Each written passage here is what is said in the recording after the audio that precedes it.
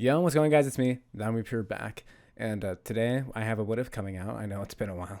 I'll be finishing the entire series for what if Minato had survived, which I started almost, 3 years ago now. So, yeah, the first 5 parts, or like the first hour of this video, are going to be pretty cringeworthy. I'm sorry. I hope after that, though, you guys are a little more accustomed to how I sound now. Please just let's suffer together. Aside from that, for those of you guys who are wondering, where is the video that I talked about 3 weeks ago on my community tab, Minato Shinobi Origins? It's coming. I just have voice acting stuff and also some things on my end editing wise I have to fix. Otherwise, I just will not feel good about this thing. And I've been working on it for so long. I want it to be perfect. And it's also the first animatic style video coming out on my channel ever. And it's going to be really high quality. So I'm hoping you guys are excited about this. I want to deliver, so I'm going to be taking some more time to polish this properly. But anyway, I hope you guys are still excited since I don't typically finish a lot of series very often. So yeah, that's hard to say. But basically, I'm saying that today I hope you guys enjoyed the rest of the story, for those of you who've been waiting for almost 3 years for this. And look forward to more videos coming out. So I'll see you guys in the next one. I hope you guys enjoy this. All right. Bye. Happy binging. This is what if Minato survived the Kyubii attack on Konoha. The only way I can see this happening is through one or two ways. The first way is that Kushina, who probably taught Minato the Reaper Death Seal, who in turn taught the third Hokage the Reaper Death Seal, because the Uzumaki clan's ridiculously good at sealing jutsus. She taught him it, but then when she's gonna be the one who uses it with the last of her chakra and pushes it into all of the Kyubii into Naruto. Or Minato uses Sage Mode. I'm gonna say, however, for it to be a perfect outcome, it's gonna be a combination of both. We start our story here. Naruto is born on the same day with Kushina, and after Obito tries to steal him, immediately Minato knows what's going on and saves Naruto, teleporting Kushina and Naruto back to their house to protect them. When Obito and Minato begin their battle, Minato's not messing around. He knows that the Kyubii has been released and that Obito is stealing and is about to attack Konoha. He immediately activates Sage Mode, which he's not that good at apparently, but he learned of Master Jiraiya while he was still training. He activates his Sage Mode, and which Obito didn't know he had this ability, and immediately speed bodies Obito. Before Obito can even use Kamui, he uses his level 2 Flying Raijin combined with the Rasengan to completely clash on top of Obito and to completely demolish him. Obito is only able to use Kamui to escape just before Minato is about to finish him off. Just as he sees, though, the Kyuubi's about to attack Konoha with a ginormous Bijou Bomb. Immediately, Minato teleports over there using his kunai, and he sees that Kushina and Naruto are there. When he runs over there, he teleports the Bijou Bomb away from the village. When this happens, the Kyubii is enraged, and the Kyubii sees Minato, Kushina, and their son. Kurama tries to kill them, and then Kushina makes the ultimate sacrifice. As Minato is running towards them, he can't get there fast enough. Kushina uses the Reaper Death Seal with all of her chakra, sacrificing her life and her soul to the Reaper, and completely pushes all of the Kyubii inside of their son, Naruto. This leaves a scar on Naruto, and he cries, but he gets through it, and the entire Kyubii is then sealed inside of Naruto, and the Reaper takes Kushina's soul. Minato, who's still in Sage Mode, rushes to Kushina's side, and as she dies, she smiles at him and says to take care of their son, Naruto. Minato cries in anguish as his wife dies, and he picks up his son and holds him, as this is the last thing that Kushina and him had together, and that he would protect him always. Finally, the third Hokage comes by to see that the Kyubii is completely gone, and that there's the seal symbols on Naruto. Naruto's still bleeding from the scar and is crying, but at this point, Minato is trying to use all the healing and sealing jutsus he can to help reduce the blood loss and everything. Naruto's saved by the healer medics who are there, and he's fine. Minato is in anguish at his wife's loss, but eventually he lets them take her away. A few years pass, and at this point, Minato and Naruto live together as he's a single father. Minato still being the fourth Hokage means that the village is much more safe, and the third Hokage doesn't have to continuously work on it anymore, as he stays in retirement. Minato and Naruto have a really good relationship together, and Minato treats him extremely well, and he knows that it wasn't his fault that Kushina died. He loves his son a lot, and the villagers don't treat Naruto bad because of their respect for the Yellow Flash, the fourth Hokage, and his wife's sacrifice to save them. When they treat Naruto as a hero, but they never tell him about the Nine Tails. Minato doesn't want to tell Naruto about the Nine Tails until he's ready. In this timeline, however, Naruto passes his Genin exam. As he ages, Minato and him train together, and his father helps him with chakra control, knowing that the Kyubii would make it more difficult. This means that Naruto is much stronger than he was in the original timeline as a Genin, because he has the fourth Hokage training him. He hasn't taught him any crazy techniques or anything yet. But, however, Naruto still does have the Shadow Clone Jutsu, as he sometimes goes into his dad's office when he's working on things and has read through the Scroll of Sealing. At this point, Naruto has passed the Genin exams without Mizuki's help, and Mizuki never is able to access the Scroll of Sealing. And if he does try to steal it by himself, then what would happen would be that Minato would easily stop him and then send him to the prison like he was in the original. Naruto is assigned, however, with two things that I would like to add, by the way. In this timeline, the Uchiha clan massacre never happens, which means that Itachi and the Uchiha clan don't plan to fight against the village or for a coup d'etat. And that means that the Uchiha clan isn't massacred. So when Sasuke and Naruto and Sakura are on the same team, there's no bad blood between them. And Itachi isn't with the Akatsuki, and Shisui is still alive because Minato held Danzo back since he's so strong, and he worked a relationship out with Fugaku, as they had worked together before in the previous Ninja War. So now the Uchiha are still alive and kicking, and now, as a sign of goodwill, his son and Fugaku's son will be on the same team. And this is deemed the strongest Genin team by far that they've had, and it was self-created by the ninja just to show good faith in each other. Sakura is there just as she's the lowest in the class, just to add it out, even it out. Now that they're on the same team, their rivalry really kicks into action as well. They try to outdo each other in everything, even in Genin, while they were training to become Genin. When Naruto and Sasuke finally meet their new sensei, Kakashi, which Minato personally assigned Kakashi to teach them, as he knew about he had Obito's Sharingan, and that could help train Sasuke, and he trusted him with protecting his son Naruto. Kakashi agrees and helps teach them. Kakashi takes them up, which Naruto already knows of Kakashi since his father was Kakashi's mentor and master. When they go up to the roof, Kakashi asks Naruto and Sasuke and Sakura their ambitions, dreams, goals, and aspirations. Naruto talks about how he wants to become just like his dad, the fourth Hokage, and he wants to become a Hokage and protect the village, just like his dad did all those years ago against the Nine Tails.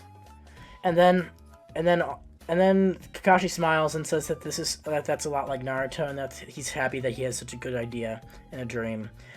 Sasuke in this timeline says that he also wants to become the Hokage.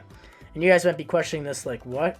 But you see, him and Naruto have a strong rivalry, so they naturally would have the same dream against each other.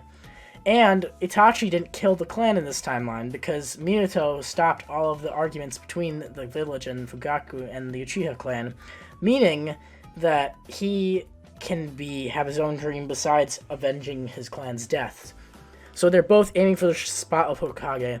And then Sakura says that she just wants to, get in there with Sasuke because she wants him to love her. And Naruto and Sasuke keep eyeing each other. In fact, they're even much more a stronger rivalry in this timeline because their fathers were rivals against each other back during the Ninja War. Kakashi smiles and tells him about what's going to happen tomorrow, the bell test. Last part I got into what happened after the Kyubii attack and Minato raising Naruto, all the basic stuff.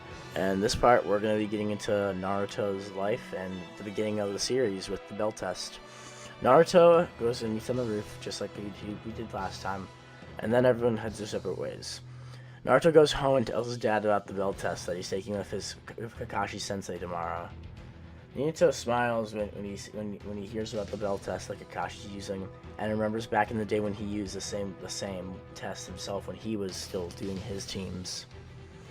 He tells Naruto that it's important that he understands the meaning of this exercise, and that he wants him to try his best.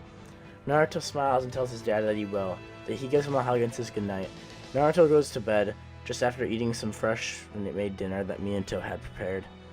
Minato then goes to sleep and thinks about how his son's going to do on the exam tomorrow. Minato wakes up early and cracks open Naruto's door. He peers in and sees Naruto fast asleep. Minato makes sure to set his alarm clock so that Naruto's not late. He then leaves for his Hokage job, which requires him to be up early in the morning. Naruto hears the alarm and wakes up. He has about 5 minutes before the actual exam is going to be starting, which gives him plenty of time for him to rush out of the house and get there. Once Naruto's there, he's not late, so he's there before, at around the same time Sakura and Sasuke are there. Kakashi finally gets there after being lost on the path of life, and says hi to Naruto, Sasuke, and Sakura. He then explains to them about the bell test, and about the test that he'll be using to them, which Naruto had already known about since Minato and Kakashi had been talking to him before when he was younger. Naruto pounds his hands together and then looks at Kakashi and tells him he's gonna beat him. Both him and Kakashi smile, both knowing that Naruto couldn't beat him, but Naruto tells him he's gonna try his best. Kakashi gets into a fighting stance, and Sakura and Sasuke dive into the forest. Naruto stands straight and then looks Kakashi in the eye. He then rushes towards him, his arms behind him as he steals the Naruto run towards Kakashi. As he runs towards Kakashi, he throws a kunai at Kakashi. Kakashi blocks this attack, and then Naruto goes forward and activates a shadow clone, pushing him forward into a more headstrong attack. Kakashi easily blocks this and then throws Naruto behind him into a tree. Naruto does a flip off the tree and then pushes back towards Kakashi. He creates 5 shadow clones who each spread out over the area. They each begin throwing kunai at Kakashi. Kakashi begins dodging and blocking each one. Then, Naruto has shadow clones that he makes with Kakashi distracted. The shadow clones burrow underground and start digging towards Kakashi. Kakashi can see this, by the way, but Naruto thinks he can't. Then, Naruto rushes forward and creates a few more shadow clones. So there's currently 20 shadow clones on the field. Naruto tries to use a downward axe blade kick to hit Kakashi down to the ground. Kakashi pretends to feint this and then goes back to the ground. When he then jumps up as 5 shadow clones come pushing out of the ground like moles and trying to grab Kakashi's feet. Kakashi jumps off and then easily bounces off of them and kicks them in the head, poofing all 5 of them. He then looks towards Naruto and tells him that was a pretty clever strategy, but he'll need more than that to beat him. He then begins setting up traps for Naruto. Naruto, who's a lot more intelligent in this timeline, by the way, because of Minato helping him and raising him with life values and making sure he actually does well in the academy and stuff. So Naruto actually can see this and tries to avoid the traps. So when he sees a bell sitting there in the rope, he doesn't go for it, and he's waiting for where Kakashi is. Kakashi comes out of the forest and tackles Naruto to the ground. Once Naruto's on the ground, Kakashi then disappears using the wood style jutsu. The wood block falls on top of Naruto, and Naruto rubs his head, where there's a bump now. He looks around looking for Kakashi, while Kakashi's dealing with Sakura and Sasuke. He then begins to fight with Sasuke, and Sasuke uses the fireball jutsu. A bright flash of flame actually ignites in the forest, and Naruto sees it. He rushes towards where that is and sees Sasuke on the ground and Kakashi standing over him. Naruto then bounds off of each tree, reflecting off of each one, jumping from tree to tree. Once he finally gets to Kakashi, he forms the Shadow Clone Jutsu symbol, and then he creates a Shadow Clone. Then, he tells the Shadow Clone that he needs help with this one. He pulls his hand back, and the Shadow Clone pulls his hand back as well. Kakashi's eyebrow raises as Naruto's finally pulling out the only technique other than the Shadow Clone Jutsu that he knows. Naruto begins forming the chakra, and a smaller Rasengan forms in Naruto's hand. Naruto then poofs the Shadow Clone away as he thrusts the Rasengan towards Kakashi. Kakashi at this point has no reason to even need to block the attack, so he just dodges out of the way as Naruto goes flying into a tree, causing the tree to explode and fall over. He looks at Kakashi and tells him that that wasn't fun and that he should have at least tried blocking it. Kakashi says that no, that's not the point of the exam now, is it? Naruto and Kakashi get back into fighting, and it takes another 3 or 4 minutes. Kakashi's actually impressed with Naruto's skill at this point, compared to the last time they sparred, and can tell that Minato has been putting him through the ringer and trying to teach him the Rasengan. Naruto had been begging to learn a technique from his father for a long time, ever since he was little. Minato finally gave in after Naruto had mastered the Shadow Clone Jutsu and told him he'd help him learn the Rasengan, his key technique that he created himself. Once he taught Naruto the Rasengan, he explained to Naruto how dangerous it was and how you couldn't use it against your allies. Naruto, knowing that Kakashi definitely would have died from the attack, had determined it would have been fine to use. Kakashi and Naruto are still fighting, and before Kakashi decides that he'll go a little serious on Naruto, he opens his other he takes the left side of his headband and pulls it out to reveal his Sharingan, which Naruto already knew about, and then he instantly blitzes Naruto. Naruto, not having any reaction time, getting chopped in the neck, passes out. Then Kakashi goes over to Sakura, and Sakura tries to resist and gets caught in the Genjutsu. In this timeline, it's Sakura who is the only one who's tied up and is shared food with by Sasuke and Naruto, because Naruto and Sasuke actually Naruto tried to help Sasuke fight against Kakashi when he tried to save him, which is their only display of teamwork. Once they show this, Kakashi comes running out of the woods and tells them that they shouldn't do that, and that those who break the rules are scum, but those who don't help their friends are worse than scum. The entire team is happy that they pass, and then Kakashi tells them that they'll be getting their missions tomorrow.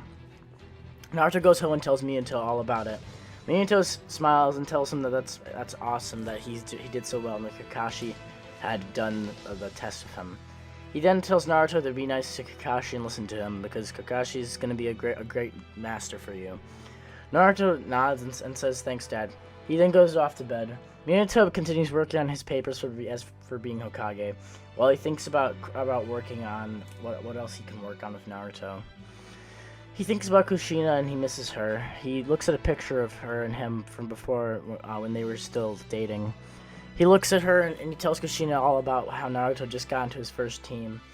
Minato has a single tear rolls down Minato's face, and then he puts the picture down and goes off to his bed.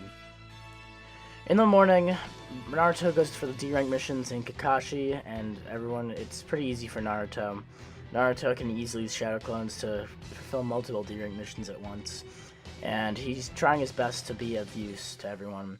So everyone's pretty happy that Naruto is being so helpful, and Sasuke and Sakura are kind of like miffed because they have to be on the team with the son of the fourth Hokage, so they don't want to get any special privilege or anything. Naruto, after a few D-rank missions, has been trying to keep his patience in, and finally asked his dad when they next time they're supposed to be assigned a D-rank mission if they could just have a little bit of a harder mission instead of just continuously catching cats and helping old ladies across the street. Minato considers this for a moment and then decides that there's a C-rank mission that he had been considering on giving to Team Guy's team, but decided it might be interesting to test out Naruto's new team and Kakashi's first team ever for training to see how well they would do. He then gives Kakashi and his team the Tazuna Bridge mission.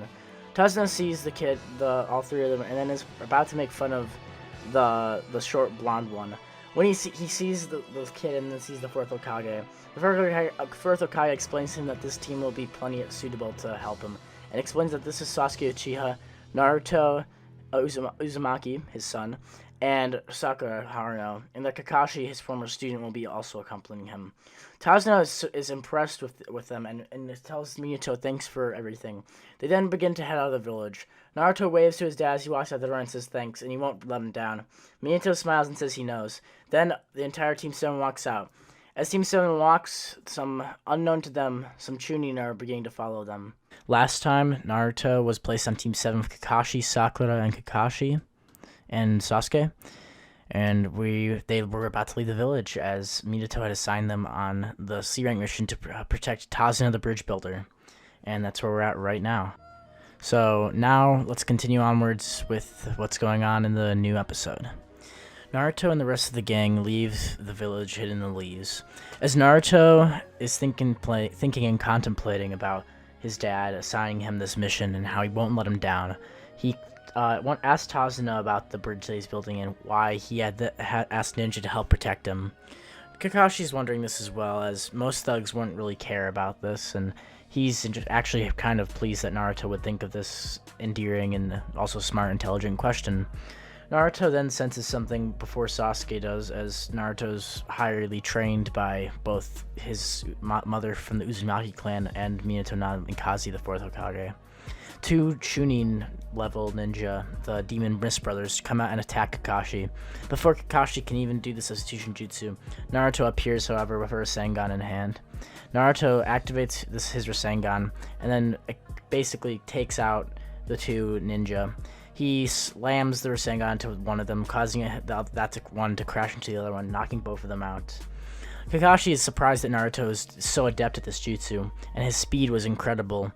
He considers thinking that he might have been taught even how to do the flying Raijin, but then he remembers his talk with Minato, where Minato himself told him that he wasn't going to teach Naruto how to use that technique until much later down the road, when he thinks that he should need it for things, as it's far too advanced for someone his age to have to be learning. He then continues on with their walk, as now Kakashi knows for certain that Tazuna has been being captured after by some high-level ninja. After a while, a sword begins to fall through the sky overhead. Naruto, Kakashi, Sasuke all dive to the ground and tell everyone to duck. Sakura and Tazuna then get onto the ground as the sword flies overhead and slams into the tree. Then, the demon warrior Zabuza appears on top of the tree. As he appears, he then tells the group down below that he's going to kill them all, and that if they don't give him the bridge builder, then they'll die. He then recognizes Kakashi as Kakashi Hatsuki, the copy ninja. Naruto tries to help Kakashi and activates the Rasengan, which Zabuza's eyes wide as he thinks of the yellow flash of the hidden leaf's special technique, the Rasengan. Then Kakashi tells Naruto to put it away, put that away, and that he can handle this. Naruto tells Kakashi and deactivates his Rasengan. He then helps Sasuke and Sakura defend Tazuna. The fight happens just like in the original, and Kakashi takes out Zabuza to the point where Zabuza has to get way more serious. Then Zabuza activates the water prison jutsu and captures Kakashi. At that point, Naruto then rushes towards Zabuza and jumps on top of the water, walking across it. Sasuke and Sakura have no idea how he did this, and Kakashi's eyes widen as he tells Naruto to get back. Naruto gets really close, and then suddenly Zabuza swings at him. Naruto appears to be chopped in half when suddenly he poofs. Then from behind, two more shadow clones, and then the real Naruto, who's actually underneath the water, swimming beneath it. His two shadow clones attack, one at Zabuza and one at the hand that's holding Kakashi in there. Zabuza doesn't know what's going on when suddenly behind him he hears a loud water burst from the surface of the water. Naruto jumps out and then activates his chakra control in his feet, pushing chakra there to hold him above the water. He then activates his Rasengan by shaping it and putting it in his right hand. He has this, and the Rasengan is small enough to the point where he can hold it and as well as control it. He puts enough chakra and begins to rotate it so that it forms the Rasengan. He basically takes his Rasengan and then thrusts it at Zabuza's hand. This actually connects, as Zabuza was busy blocking the other two shadow clones from distracting him. Then the Rasengan hits and Zabuza's hand is blown off, but at least the one that's holding Kakashi in place. His hand the bleeding stump of his hand starts and he screams. He then swings his executioner blade at Naruto, and Kakashi blocks it just in time. He then kicks Naruto back towards the rest of the group and tells him to stay out of it, and they begin fighting. Kakashi activates his Sharingan and uses it against Zabuza. After he raises his headband, the fight gets more serious and everyone continues with their day. Well, that is until, Haku comes out of nowhere and throws a Senbon into Zabuza's neck. Zabuza crashes to the floor and Kakashi stops fighting as he sees the Anbu mask. The Anbu member then takes Zabuza and also grabs his hand and disappears. Immediately Kakashi falls to the ground. Kakashi's then picked up by the rest of the team and heads back to Tazuna's house. Zabuza's hand is being stitched back on by Haku as he's using his Senbon needles and stitches to try and reattach. He then uses chakra to try and reattach the hand, and it makes Zabuza feel pain. He then helps Zabuza rejuvenate, but Zabuza basically can't feel his hand. Zabuza curses that kid and says he's going to kill him. Then they retreat so that way Zabuza can heal up. The 3 days before Kakashi can awake after the Sharingan incident that happened when he used too much chakra, Naruto begins training and actually teaches Sasuke and Sakura how to do some more heavy chakra control. So he explains to them what he did, how he could walk on the water, and how it would be beneficial if everyone could do that. He explains to them exactly how he did it by putting chakra into his feet to form a layer. That layer of chakra was actually stronger than the water, which using the fact that hydraulic connections in the water are stronger, Naruto can then stand on top of water, and as well as on trees and things. He shows them and says they'll practice the tree walking exercise, which is very similar to what he did. He teaches Sasuke and Sakura this, and by the time that Kakashi wakes up, Sasuke and Sakura already know how to do this. Kakashi's impressed with Naruto's teaching skills, and Naruto blushes and then puts his hand behind his head, saying that he is going to be the next Hokage after all. Kakashi smiles and then tells Naruto that he'll teach them a more advanced jutsu then, as he had planned on teaching them some more basic chakra control like that. But since they all pretty much have it down by now, he figures he teaches them something else. So instead of teaching them that control for the chakra control on the trees, he begins teaching them how to do the water dragon jutsu. Well, he tries to.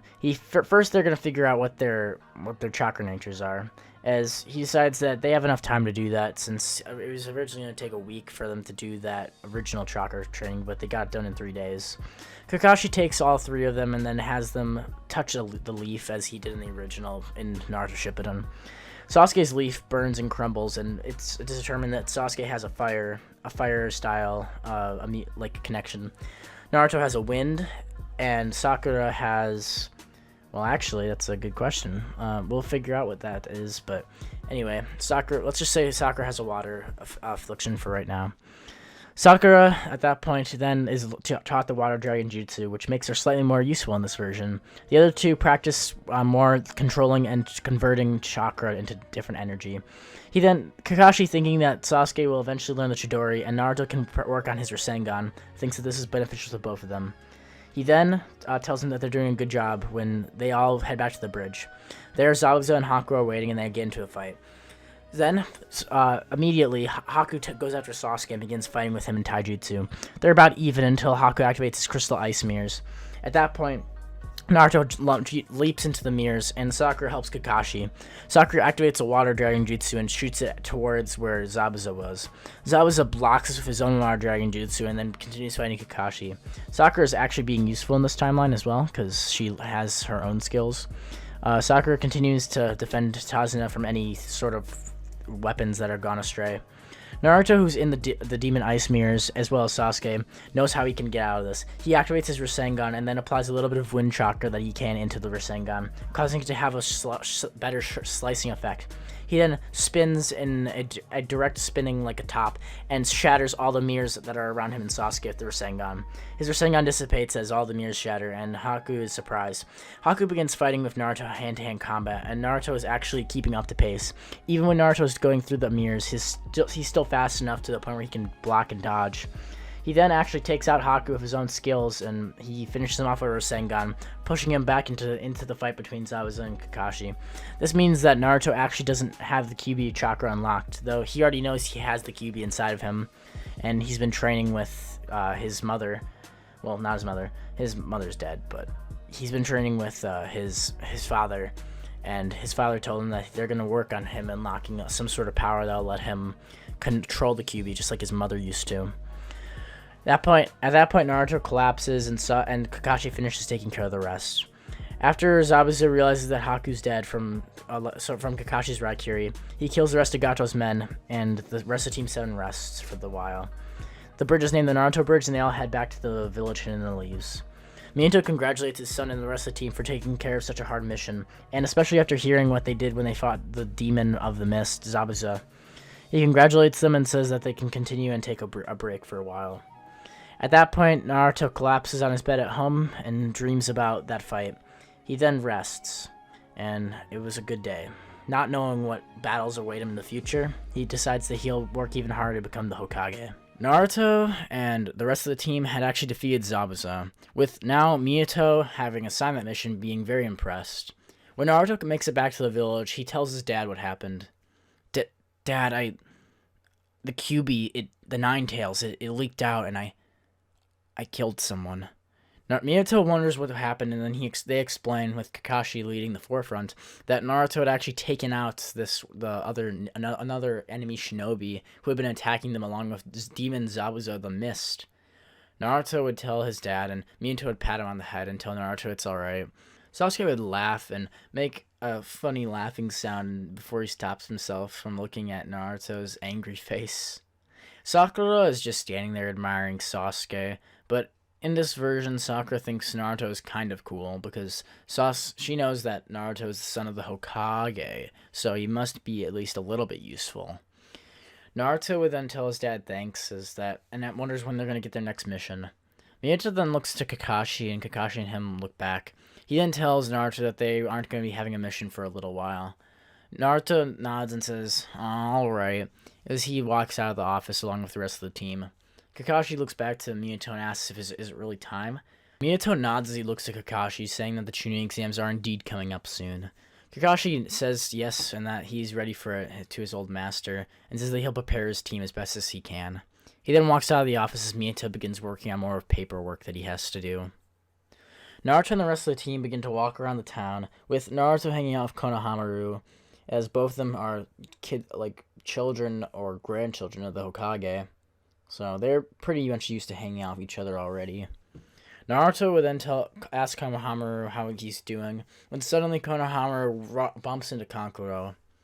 Kankuro picks up Konohamaru, and this is when Naruto tells him to stop. Kankuro then asks, or what, and then Naruto says that kid's the grandson of the third Hokage, you should leave him alone. Naruto says this with a deadpan stare. Kankuro drops Konohamaru and says fine, as he walks away. Gaara then looks over, he sees Naruto's cold blue eyes, and he says that there's something about Naruto that seems different than the others, different than the other trash. Naruto looks to Gaara and asks what does he mean. He then says that he reminds him of the Yellow Flash, the infamous Hokage of the Leaf Village, but there's no way that he could in any way be related to. He then stops talking and says that his name is Gaara of the Sand. He then walks away, and then before he does so, he looks up towards a tree and says, oh, and you there, I saw you the entire time.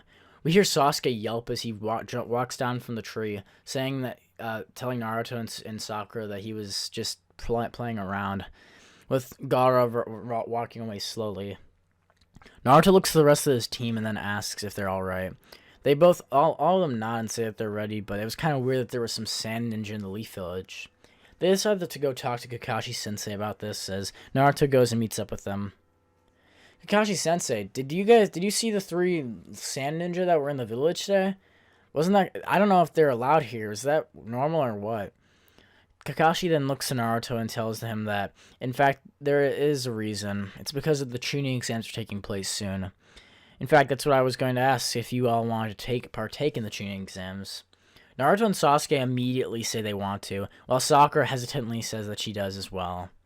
Well, I guess it's all settled then, Kakashi says. He then walks off, saying that he's going to go tell Minato-sensei about what the team agreed on. Naruto's hyped up as he punches his fist into the air, asking Sasuke if he's ready. Sasuke smiles and says he's ready for anything as he gives Naruto a fist bump. Note, by the way, I don't know if I've mentioned this before. I might have, or I might have not. The Uchiha in this timeline, I'm just interrupting the what if currently for 1 second. The Uchiha clan in this timeline was not massacred because Minato survived, and Minato is kind of superior to the third Hokage, as well as Fugaku was allies with Minato during the last Great Ninja War, and they were like rivals. So when Minato began to go to the peace talks with the Uchiha clan, they actually resided back into the main village area, and Minato took care of everything and with diplomacy. This means that Itachi and the rest of the clan, including Shisui Uchiha, are alive. So Sasuke doesn't have the same hatred in his heart that he does in the original. This is a lot brighter version of Naruto, because Minato was such a good Hokage that he saved the Uchiha clan. Who would have thought? Naruto and Sasuke laugh as they then decide they'll say that they'll see each other at Chunin exams. Sasuke then tells Naruto he's gonna beat him. Naruto turns back telling him there's no way he can, and that he's definitely gonna win. Sasuke laughs as he walks off, heading home. Naruto heads home as well, where he walks into the door to see that Minato had already sent a shadow clone back home to work on dinner. "Oh, hey, Dad." Minato turns back and waves to Naruto while he smiles, and asks if Naruto needs anything before he goes and works on stuff. He then tells his dad and asks Minato if he wants to train with him. Minato then says that this is actually a shadow clone, so unfortunately he can't right now, but after he comes home from work he'll be able to. Naruto sighs and says of course, and that he understands, and that he's gonna go train off by himself. Minato nods and says he's just working on a casserole, so if he wants some, he should come later. Naruto sighs and asks if they're ever going to be able to have ramen. Minato laughs and smiles, and looks back to Naruto, saying that if he ever did that, Kushina would be so furious at him that he didn't take care of their child with nutritious meals. Naruto laughs as his dad makes that funny sound, and he walks away telling his dad that he gives up for today. Naruto goes outside and begins his training, as he works very hard to try and get physically more accurate. Naruto does push-ups, sit-ups, and drinks plenty of juice for the next few days until the Chunin exams area is announced. Minato wishes his son good luck and tells him to do his best. As we all know, Naruto is inadvertently the smartest character in Naruto, obviously. However, due to Minato's influence, Naruto is much smarter in this timeline, and is around, I would say, Sasuke's smartness in the original. So, pretty good. Naruto, as he walks into the first Chunin exam, would notice the Genjutsu pretty fast, along with Sasuke and Sakura. They break through the Genjutsu with almost a minor ease, as they then keep moving forward. After moving on for quite a while, they would have then eventually come to the room where they'd be taking their first examination. As they sit down on the chairs, they are then passed out the test sheet papers, where they're told that they should not cheat or they will be reprimanded. Naruto doesn't find the need to cheat and continues working on the examination, finishing the questions in a rather fast manner of timing. Naruto would then finish up the examination with Hinata watching Naruto the entire time, as well as Ino, actually. If you didn't know, Ino has a crush on Naruto in this timeline because she likes the Hokage's son, and Naruto's actually pretty relaxed in this timeline due to having Minato's influence. Naruto would finish the test along with the rest of the team, while Gaara, as well as everyone else who in the original finished. They turn the assignments in with no one feeling afraid on Team 7, and Anko comes into the room announcing the next test session. Naruto and the rest of the team get up, and Anko looks at him and says just because he's the Hokage's brat doesn't mean that she's going to go easy on him. Naruto smiled and says she never had to go on easy on him to begin with, and said that he's ready for anything. They head towards the Forest of Death as the teams are passed out with the scrolls. Orochimaru had entered the village at this point, disguised as a grass ninja, and was searching out one of the strongest Uchiha clan members. Itachi Uchiha, Shisui Uchiha, or Sasuke Uchiha. Those three have the possibility of unlocking the Mangekyo Sharingan, if one of them hasn't already. Orochimaru would approach as he sees Naruto, the fourth Hokage's son, as well as Sasuke Uchiha on the same team. He realized that this must have been some sort of ploy that Fugaku and Minato had entered so that way they could have their children be on the same team to show goodwill. Smart move, Lord Fourth. Orochimaru then approached as he then is approaching Anko, who is talking to Naruto. He licks the side of Anko's face as the blood on her is still there. Anko looks disgusted for a second before flinching away as the grass ninja seemingly goes back to place. Anko then lets all the teams loose as she feels an odd, weird sense, like she's seen that person before. As all the teams head off into the forest, then Naruto and his team begin to rush on in. Sasuke turns back to his teammates as well as Naruto looking at all three of them, and they both say, "Let's do our best." Now as the team enters with their scroll in hand, as they prepare to get deeper into the forest, Naruto turns back to see his two teammates Sasuke and Sakura, and wishes them both luck, as they can do their best. Sasuke would smile and say he will do his best, as now the three teammates all head their way into the forest. As Naruto and his team continue to jump from tree to tree, getting deeper and deeper into the forest altogether, they would then find a strange-looking set of footprints imprinted onto the moss. As they see this, Naruto decides that he has to go to the bathroom, and he lets the other two know as he hops down to the forest floor, with Sasuke just thinking about them having to come up with a plan for a password. As he then waits for Naruto to come back, we would see Naruto just as he's about to get jumped. Just as Naruto's about to get jumped from behind, he quickly senses as he dodges out of the way and falls to the ground, looking up to see his attacker. Naruto would jump up and push his feet against the back of a tree as he uses himself like a moving projectile and smashes his head directly into the attacker's chest, sending them sprawling back to the ground as they cough, gagging for air as he had hit them in their solar plexus. He would then walk over to them and ask if they have a scroll, as he begins searching through their clothes and eventually finds one. As he pulls the scroll back, he would then pull out some rope from his ninja tool belt, as he then wraps them around a tree and says that he'll leave them there for now, after he sticks a piece of tape over their mouth. As he walks back to Sakura and Sasuke, he holds up a scroll and says, "Look what I found when I was over there." Sasuke would laugh, saying telling him to be more careful, as he could have actually gotten himself hurt, and he should have said something. Naruto would then smile as he makes a cat face, saying he could have handled it all by himself. He would then throw the scroll to Sasuke, who would put it right next to their scroll in their bag. Suddenly, as they're all standing there laughing, a sense of danger would come over the entire forest, as including Naruto, Sasuke, and Sakura would stop dead in their tracks as they feel a cold sweat run down their face. At this point, Minato is sitting in his office when suddenly the mark that he has imprinted on Naruto's back actually begins to burn. Minato, who's a very protective father after having lost Kushina, would have placed a flying Raijin symbol on Naruto's back of his clothing before the Chunin exams took place, so that he would know if his son was ever in any serious danger, as he doesn't want to lose the rest of his family. He would immediately look up as he thinks something must be wrong, and just as this happens, the mark would fade, as if though something had blocked it. Orochimaru would suddenly come out of nowhere, as the snake had engulfed Naruto and completely devoured him, which had blocked the chakra signal between Minato and his own symbol, a seal that he placed on Naruto. Naruto wouldn't have any idea about Minato placing a seal on him before, so this wouldn't actually catch his attention. As Naruto is inside the snake as it starts rushing away from the battle scene, we would then see Orochimaru climb up into this area as we see Sasuke lock eyes with Orochimaru. Orochimaru's tongue would slip out of his face as he licks his lips, asking where his talented older brother Itachi is. Sasuke's eyes would widen as he then sputters out with a cold and tone in his voice from fear as he's sweating. Itachi's out on a mission right now for Anbu business. This is when Orochimaru would say, "Tisk, tisk, tisk." Well, what a shame. I guess I won't have to deal with him today. He then looks down to Sasuke and asks if he would like to join him, as Orochimaru is in need of a new Chiha, but annoyingly, all of the other ones in the village he can find don't possess the same capability to access the Mangekyo. Sasuke would have no idea what the Mangekyo Sharingan is, as Itachi had never awakened it, and neither had he.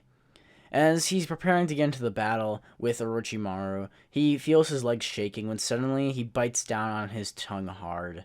As Orochimaru comes lunging towards him, he dodges out of the way, slicing with a kunai at Orochimaru's arm. He pulls Sakura down out of the way as well so she doesn't get hurt, as Orochimaru smashes into a tree behind him. We then see from inside the snake, Naruto begins to charge chakra into his hand, as he says, "I'm getting out of this no matter what." As Naruto hasn't fully learned the Rasengan yet, he has learned the basics of it from Minato before. As he tries to put this into practical use, he creates an imperfect Rasengan like what Master Jiraiya had shown in the original, which only made a partial dent into the tree, as he slams this shaky, semi-perfect Rasengan into the back of the snake, causing it to burst open. He would then pull himself out, saying he didn't think he'd have to use that so early on, as he goes rushing back to the fight scene to see if his team's okay. As soon as he gets back, he sees Sasuke leaping from tree to tree, fighting against Orochimaru. This is when Naruto goes into battle, and immediately as he does so, he protects Sasuke from the large snake about to bite down on him. Naruto awakens something within him, as the Kyuubi's chakra overflows him from the seal, asking Sasuke if he's alright. Sasuke would nod and ask Naruto what's going on, as his eyes are bright red with his pupils having now dilated into a sharp edge. Minato would feel an immense pain as he looks to his hand to see that the Kyuubi seal has been awoken. He quickly tells his attendants that he has to go, and that something's going on in the Chunin exams, as he quickly uses the flying Raijin symbol. He quickly appears off the back of Naruto as he jumps off the top of the snake. Naruto would look up as he says, "Dad?" as Minato then stands on top of the snake looking down at Orochimaru. Orochimaru would laugh, saying he should have thought something like this would come from the Great Yellow Flash, having put a flying Raijin mark on his own son. Naruto would ask what's going on, when Minato tells his son Naruto to take Sasuke and Sakura and run, and that he can handle Orochimaru. Naruto will look up as they lock eyes with Naruto having the full red of the Kyubii in them. He would look to his son as he tells him to go, with Naruto nodding. He would run along with Sasuke and Sakura as they rush through the forest to escape Orochimaru. Orochimaru would look up as he asked Minato if that was really necessary, as he could have probably handled him all by himself. Minato would then laugh as he says he'd rather have no collateral damage from their fight, as suddenly the fourth Hokage is prepared to go into battle, the Yellow Flash versus the snake who had left the Village of the Leaves. Now Orochimaru prepares for battle as he jumps up and uses his snake to try and wrap around Minato. Minato quickly throws one of his kunai and uses the flying Raijin to teleport to it as he slams Rasengan directly into the base of the snake's neck. The snake goes flying to the floor below while he continues battling with taijutsu against Orochimaru. He kicks upwards as he slams into Orochimaru's chin, sending him flying upwards towards a branch. Orochimaru uses his snake-like body to wrap around the branch and spring back towards Minato. Minato, who would have expected this already, would have created a seal on top of the branch behind him as he quickly grabs it and pulls himself out of the way. As soon as Orochimaru touches this branch to leap off and attack him again, however, his hand is stuck to the branch as he is now unable to move. Orochimaru is quickly trying to break out of the seal as Minato begins to charge his attack. Minato climbs the tree up again using tree walking, using his chakra controlling his feet, as he rams another Rasengan into Orochimaru's side. Orochimaru coughs up blood as the Rasengan pierces into his body as he goes flying against the tree, having felt damage to his ribs. As Orochimaru now lays on the forest below, he then tells Minato this isn't over yet, as he quickly uses a Shadow Clone Jutsu to overwhelm Minato with numbers. As the Shadow Clones of Orochimaru all go rushing towards Minato, they transform into snakes and begin to wrap around his body. Minato, who had already placed a symbol of the flying Raijin on Orochimaru's back, would simply teleport behind Orochimaru as he punches him in the back. Orochimaru would immediately turn to mud as he escapes through the ground using his teleportation jutsu. Minato, who already has a mark placed on him though, would be able to track where he is, as he thinks he'll allow him to leave for now and keep a close eye on him. This is when Minato would decide he has to head back to the Hokage's office, with now Naruto, Sasuke, and Sakura escaping without any injuries. As Minato heads back to the Hokage's office, he immediately alerts everyone that Orochimaru has entered the village, and that everyone should be extremely high on guard. Now the Chunin exams gain several Anbu to protect it, as they wait for Orochimaru to strike to either attack Naruto or Sasuke, or any one of the other numerous genin that are there. One of these Anbu would in fact be Shisuyu Uchiha, as he looks down thinking that Orochimaru must be after his Mangekyo Sharingan, from what he had heard from Minato said about having seen him attacking. This is when Team 7 would eventually stop, as suddenly the sound ninja from the village hidden in the sound would arrive as they are prepared to fight Sasuke. Naruto, who still has access to his Kyubii mode, would protect Sasuke and Sakura as he tells them that he can handle this. As Naruto has the power of the Kyubii flowing through him, Naruto speed blitzes towards the girl Genin from the village in the sound, as he creates her Rasengan thrust into her stomach, sending her flying back into the other one who has windpipes in his hands, as they both go flying into a tree from the Rasengan's force. Naruto would think that he actually did pretty good with that power in that Rasengan, as now the last remaining member of the Sound Ninja trio would eventually decide he has to run, as Rock Lee comes flying from around the corner having heard a commotion. This is when Lee would face off with Naruto, as Naruto tells him to leave. Lee would smile as he says that he had only come to see if they need any assistance, as he then tells Naruto that he'll see him in the final exam, with Rock Lee jumping up to a tree and walking away. Naruto would turn back as he takes Sakura and Sasuke and decides they need to get to the center quickly before any more enemies come their way. Naruto would fall out of his Kyubii state as he'd use a lot of chakra into that Rasengan, which hadn't been perfected yet. As Naruto hobbles his way along with Sakura and Sasuke, Sasuke would eventually recover as he has gained enough chakra to deal with any more ninja that come before them. Kabuto would eventually find them as they go with him and to eventually find the large tower in the Forest of Death. As soon as they walk inside, they would then see Ruka Sensei, who congratulate them on making it this far and finishing the second phase of the Chunin exams. Naruto, Sasuke, Kabuto, and Sakura would arrive at the tower in the center of the Forest of Death. The biggest difference right now is, of course, Sasuke not having received the curse mark because Minato had intercepted the fight, with the fourth Hokage, the Yellow Flash, intercepting Orochimaru. The second phase of the Chunin exams would begin with all of the teams that had made it in the original timeline having now still made it. Of course, one difference this time would be Shisui and Itachi Uchiha being two of the shinobi helping manage the exam, under Minato's direct order, with both Uchiha having been transferred by Minato himself to become his personal guards as Anbu, still keeping their Anbu status but taking them out of the route and away from Danzo. Anyway, the exam would begin, Naruto still taking on Kiba. This time when Naruto fights Kiba, Kiba immediately goes all out, not having any mercy on the Hokage's son. Naruto would create 3 shadow clones, each of them spreading out into 4 corners of the room. It's at this point that Naruto would use one of the sealing jutsu that Kushina had taught Minato and Minato had taught to Naruto, since he has Uzumaki chakra still.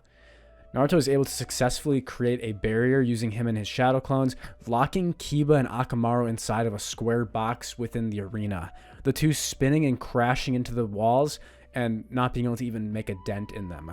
The walls being a bright red with hints of the Kyuubi's chakra being infused within it. Kiba would eventually slow down from the spinning, his head getting dizzy as he and Akamaru flop to the floor. Naruto now watching as Kiba pulls himself up, shaking his head, pounding on the barrier, telling him to let him out. Fight him like a real man. Naruto would sigh, still holding his hand seal position, telling Kiba that that's not how real fights work anyway. Kiba would growl, trying to think of something. How do I get out of this? Naruto and his shadow clones would each begin taking a step forward, slowly tightening the box as they get closer and closer to Kiba.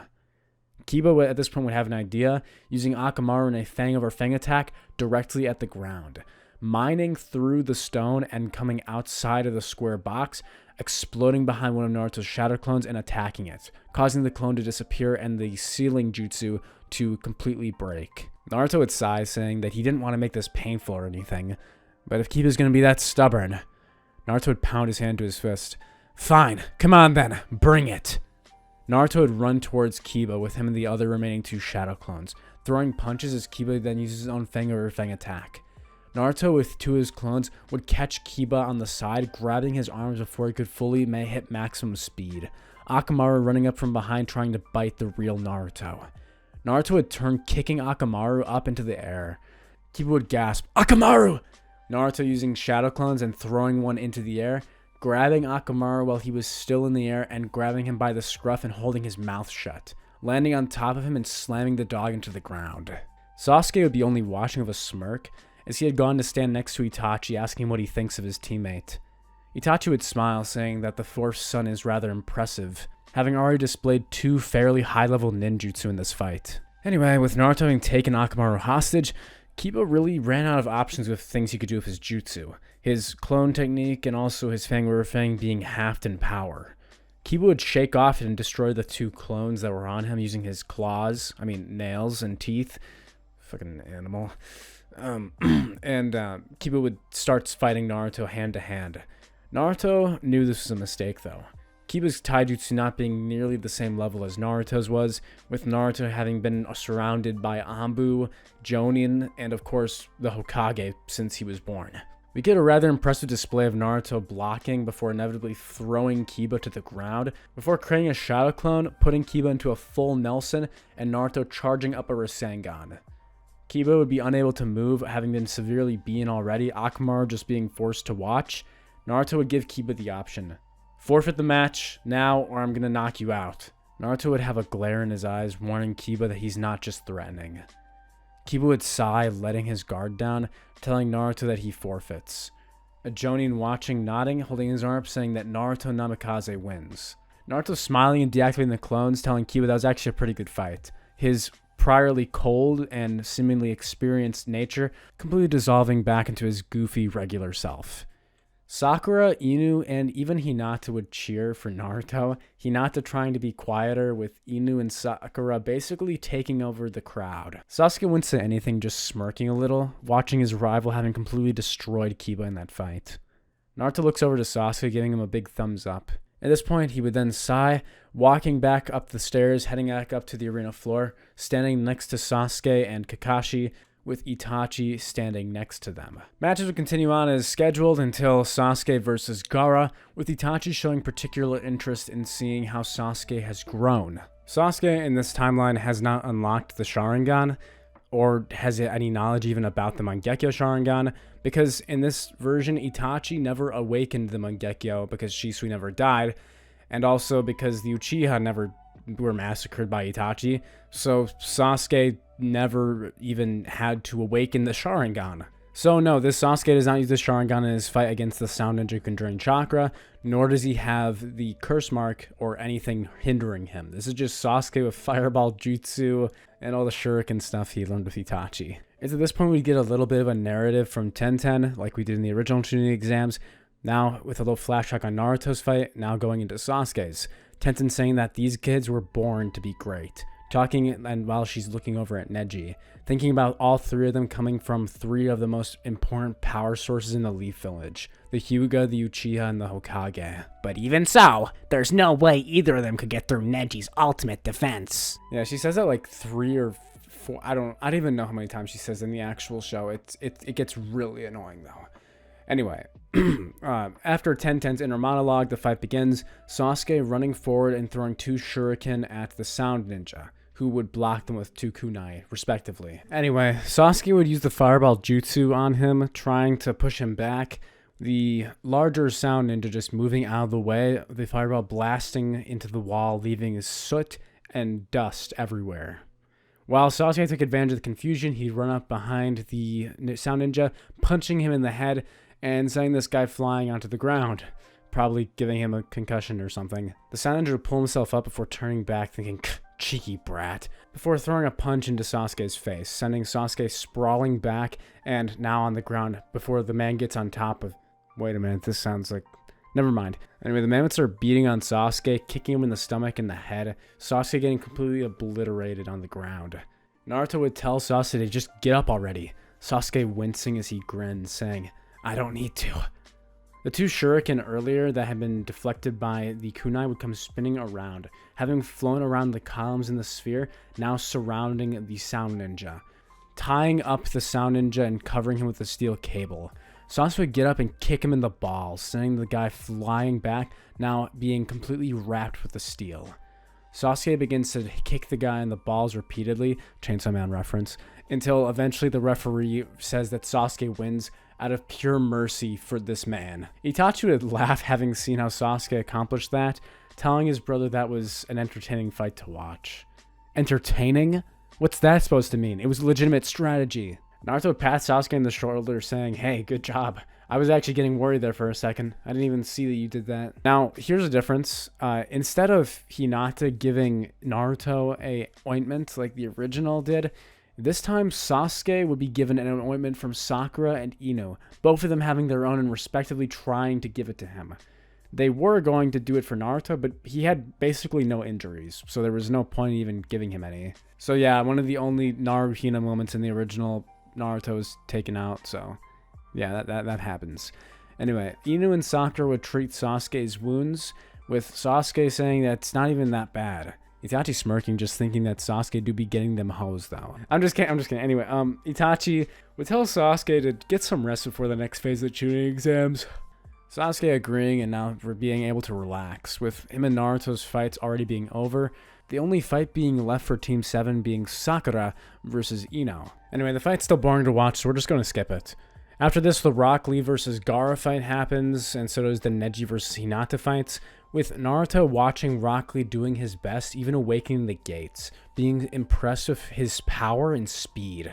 Gaara, the son of the Kazekage, so basically being Naruto's opposite in this Chunin exam, he would watch getting folded by Rock Lee, gulping and thanking me, that it was not him being forced to fight Lee in this tournament. After Rock Lee awakens that dog in him, just going full demon time on Gaara. Gaara would get a little cray-cray and would eventually use his sand to try and break Lee's leg and arm, which does happen. Eventually being stepped in by Guy, being the only Jonin who even tried to protect him, his student, from getting murdered by this crazy psycho, who would stop the fight, causing Gaara's sand to disperse and saving Lee. Lee still having his moments, standing up unconscious, still wanting to fight to be a splendid shinobi. Naruto being incredibly surprised at how powerful Lee was. However, it's at this point where we get a really sad change, which is that Lee has no one to confide in as being another nobody. There's no one like Lee who's a real pillar of hard work for him to rely on. Lee can't pass his dream on to someone else because Naruto in the original Chunin exams was the person Lee said wouldn't it be awesome if someone was able to defeat them with the power of hard work. And in this timeline, Naruto is very obviously not a, nobody, considering his dad and him being the Jinchuriki of the Nine Tails, for everyone who knows this.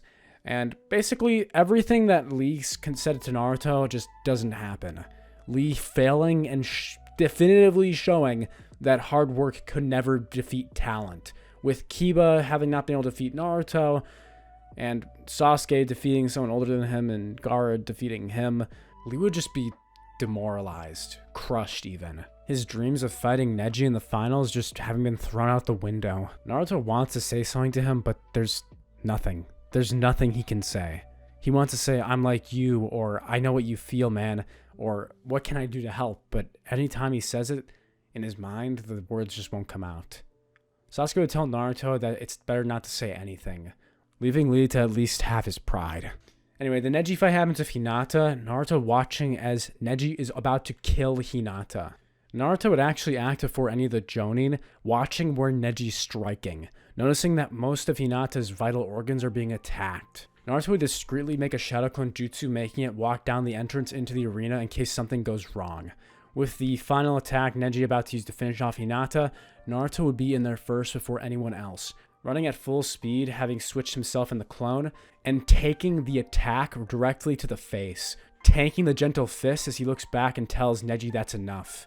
Hinata would fall over, seeing Naruto as she falls out of consciousness. The Jonin all teleport in, Kakashi, Guy, Asuna, with Asuma catching Hinata, and Kakashi grabbing Naruto's shoulder. Naruto brushed his cheek, telling Neji that he shouldn't go too far in the exam, saying that he could have killed her. Remember, this is a test. Don't bring your personal feelings into it, Neji. The animosity between Naruto and Neji would be far more heightened, considering that, unknown to Naruto, his actions are actually showing Neji that his thought process is right, that the powerful will always get their way, with effectively the Hokage blocking and defending the ones who have been oppressing him in the side branch for generations. Of course, Naruto doesn't know any of this, so there's that. Sasuke would sigh, asking what that idiot's doing, before he looks up, noticing that Itachi had disappeared. Itachi having left with Shisui as well, having been called by Minato back to the Hokage office, discussing what had just happened in Minato and Orochimaru's fight. Anyway, the Chunin exams would finish up with the proctor stating that the third and final phase of the Chunin exam would take place in a month's time, giving Naruto a month of time to train and prepare himself for his next fight, with the next stage of the tournament being public. The fights then being raffled, with Naruto ending up to fight Neji, Sasuke fighting Gaara, and of course the fights continuing as they had in canon. Everyone would split up, with them each going their own ways, Naruto deciding what he wanted to do now. Sasuke would train with Kakashi like the original, but this time for only half a month to actually learn the Chidori, with Sasuke already telling Kakashi that he's going to be heading back half a month early, saying that there's something he wants to do and train the second half of the month with Itachi. The moment Naruto exits the venue, Jiraiya would intercept him, putting his hand over his shoulder saying, "Hey there." Who's the... Oh, it's just you. Pervy sage, what do you want? Naruto would have known Jiraiya already, with him, Minato, and Jiraiya having already been well acquainted, and even if they had only met a few times, Minato clearly having told Naruto about his old master. Jiraiya would tell Naruto not to be so cold, slapping him on the shoulder again, saying that let's just say me and Minato have a nice deal going on, and that I'll be taking control and training you for the next month before the Chunin exams. Huh? He's ditching me? Naruto would look depressed for a second, saying, fine. But first, Naruto, there are some observational skills you seem to be lacking. So, we're gonna be heading over to the bathhouses. Naruto had a skeptical look into Jiraiya's eyes, telling Jiraiya that he's not doing that again. Jiraiya having tried this before with Naruto and him having learned his lesson, getting chased down by ferocious women. Jiraiya would laugh, telling Naruto that he can suit himself, telling Naruto to grab something for them both to eat when Jiraiya's on the run. On his way back. Naruto would sigh, heading over to Ichiraku, still being good friends of Toichi, the ramen shop owner. One significant difference is that Ichiraku ramen is significantly more popular already because Naruto had been eating there since he was a little kid, with Minato still having to work and managing the village and not having Kushina at home. One major difference in this relationship, though, being that it's not like Naruto didn't have a parent in his life, since Minato would come home, just he was busy. Coming home somewhat late at night, but still way earlier than Naruto does in Boruto. With a clean house, not spoiled milk, basic, human decency things that he was lacking because the third Hokage's a scumbag, casual stuff. Anyway, Naruto at his free time had been giving allowance money from Minato to go out to eat in case Minato had ever gotten home late and couldn't do dinner. A young Lord Naruto being greeted by everyone in the streets as he smells something heavenly, having now smelled Ichiraku ramen for the first time before walking in. Toichi would actually not recognize Naruto as the fourth Hokage's son at this point in this flashback, with him asking Naruto if he needs something to eat. Naruto would smile, saying, yeah, I actually was just about getting hungry, before putting his money on the table. Toichi saying that's quite a lot of cash for a kid to be carrying around. Naruto would nod, saying, yeah, my dad gave it to me. Naruto would be eating the pork ramen, saying how delicious it was when Minato was walking past, seeing his son in the stop. Minato would walk in, greeting the shop owner sitting next to Naruto, patting him on the head and saying he's sorry that he was home late. Naruto would smile, saying, it's okay. Toichi dropping what he was holding, a loud metal clatter now ringing through the entire building, after he learns that this kid was the fourth Hokage's son. After that, Toichi and Naruto had become good friends, with Naruto going to eat there frequently throughout his young life and also into his academy years.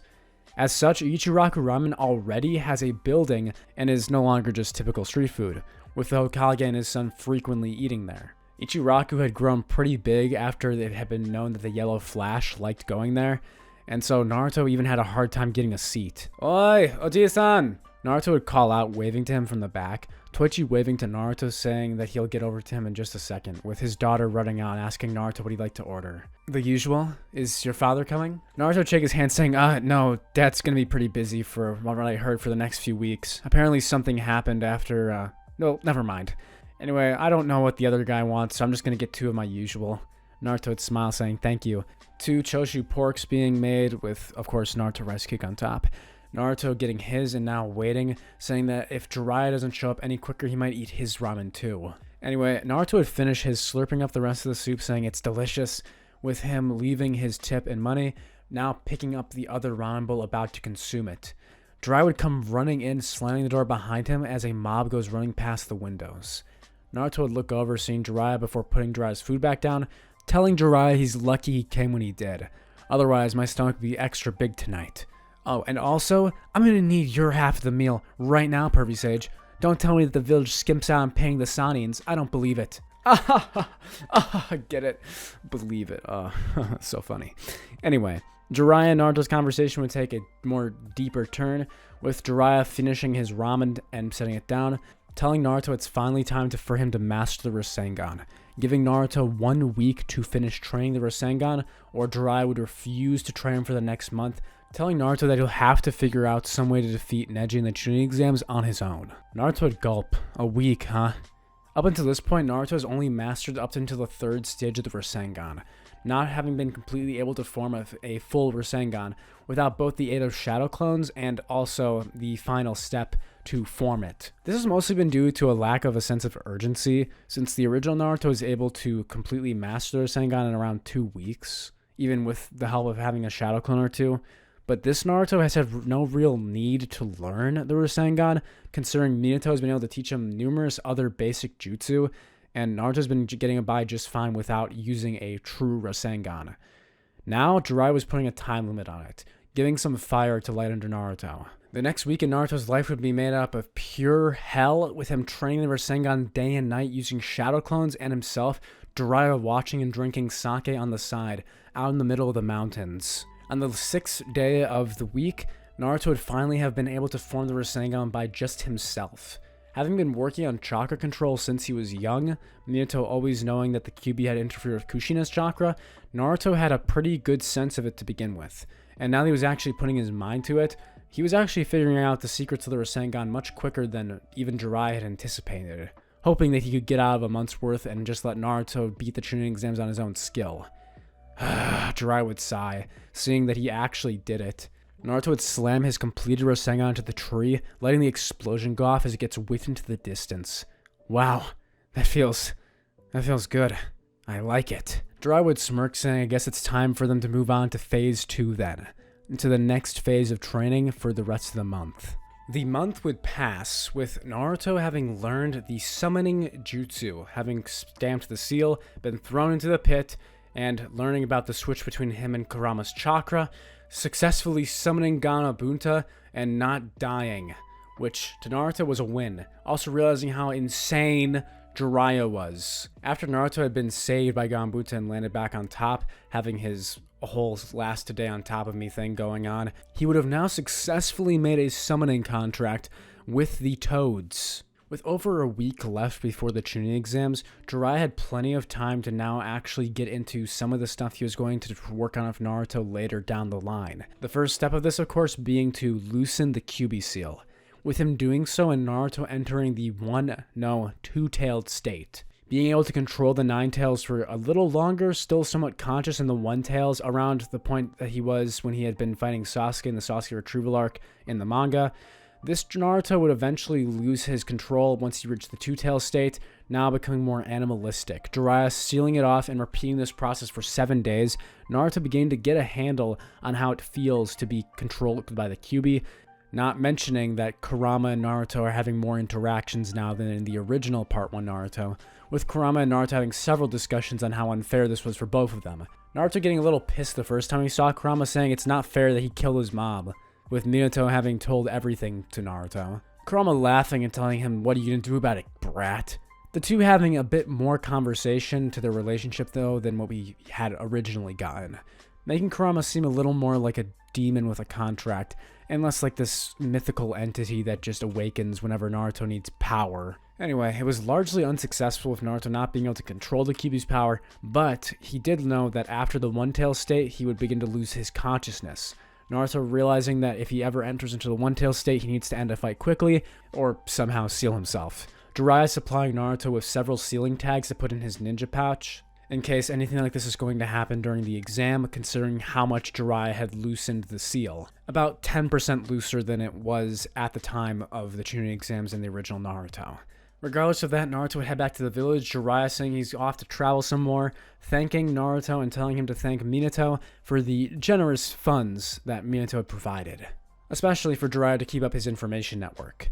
Naruto would wave to Jiraiya, now heading back to the village, sighing and also being a bit depressed, thinking it sucks that he didn't teach him the flying Raijin.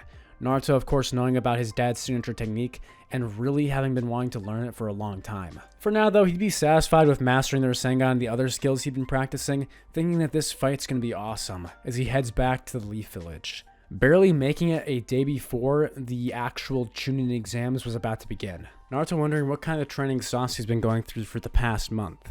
That's another difference, actually. Sasuke would still be in the village, or at least nearby enough to not be critically late for the Chunin exams, since he left half a month early, if not a little later because of Kakashi, and had made it back to the village in time to begin his final training with Itachi, as his brother had promised him to make time for. But wait, I will not be revealing Sasuke's gains until the actual tournament, so you guys will see that in a little bit. Anyway, Naruto would arrive with Sakura, Ino, and Hinata, being extremely happy to see him, asking how he's been the past months. He hasn't been around at all. Naruto would put his hand over his head saying sorry, he was out in the mountains training, asking Sakura how Lee's been. Sakura having told Naruto she was going to visit Lee after that nasty fight he had with Gaara. Sakura looked down saying that Lee's pretty depressed right now. Having bore witness to what had happened to him, Naruto could see why. The exams would begin with Shikamaru and Tamari, of course, having their fight, that being entertaining, as well as both showing Minato and the Kazekage his skill as a ninja and a potential candidate to become a Chunin. The first fight of the Chunin exams, of course, being labeled as one of the most looked forward to ones, being the Hokage's son, Naruto Namikaze, versus Neji Hyuga. The Hyuga clan having high hopes for Neji to defeat Naruto, and basically the rest of the village rooting for Naruto. This fight was one of the high caliber ones that basically the entire Land of Fire and everyone else wanted to see, along with Gaara versus Sasuke, that being the Kazekage son versus the Uchiha. So essentially we have two Kage sons versus two clan members. Hyuga versus Namikaze and Kazekage versus Uchiha. Naturally, Sasuke, Uchiha, and Gaara's fights are scheduled for last, starting with the Hokage son and ending with the Kazekage son.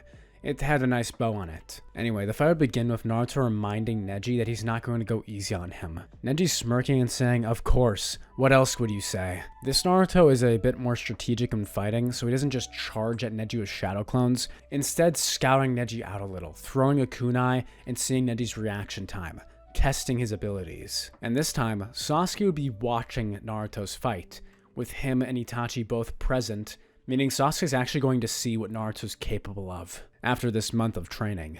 Neji would smirk, saying, afraid of getting to close combat with me? That's a wise decision, but it's not like you have many ranged jutsu. Naruto would smirk, saying, I don't need one. Naruto would suddenly run forward, kicking off of his left foot, catching Neji by surprise after how cautious Naruto had been before. Naruto would lunge in, throwing a punch at Neji, the crowd gasping as finally some action is going to take place. Neji would sidestep Naruto, Naruto's eyes following him the entire time. The sound of the Byakugan's activation occurring as he's planning to take out Naruto quickly, trying to strike Naruto's chakra point in his right arm. As he does so, Naruto's clone would go poof, the shadow clone bursting into a ton of smoke and the real Naruto appearing from above. It's at this point where we get a little relapse back to what Naruto was doing. After Naruto had thrown that kunai, which was actually a shadow clone that had been transformed, along with the other shadow clones he had originally formed, making Neji think he was going to go into that full assault, Naruto would have left it there, now egging Neji on and getting him to come closer to him. After Naruto had sent his now clone that had been left behind in for the fight, Neji would think it's the real Naruto, having seen the other clones disappear. However, Naruto had taken that opportunity to switch with the clone, which was now him as the kunai, and this clone charging in to fool Neji. After Neji had activated the Byakugan, Naruto knew that there was a small gap of time before Naruto could actually get into a good range. Naruto would use his clones as a distraction, causing the smoke filled with chakra to burst everywhere, covering him as he de-transforms, using a wind-style 5-finger bullet, shooting 5 small wind bullets into the ground, causing more debris and dust to appear, even further blocking Neji's vision. It's at this point that Naruto would have used the wind bullets to have pushed him into the air, giving him some height advantage over Neji and hopefully getting out of reach of his Byakugan into that blind spot.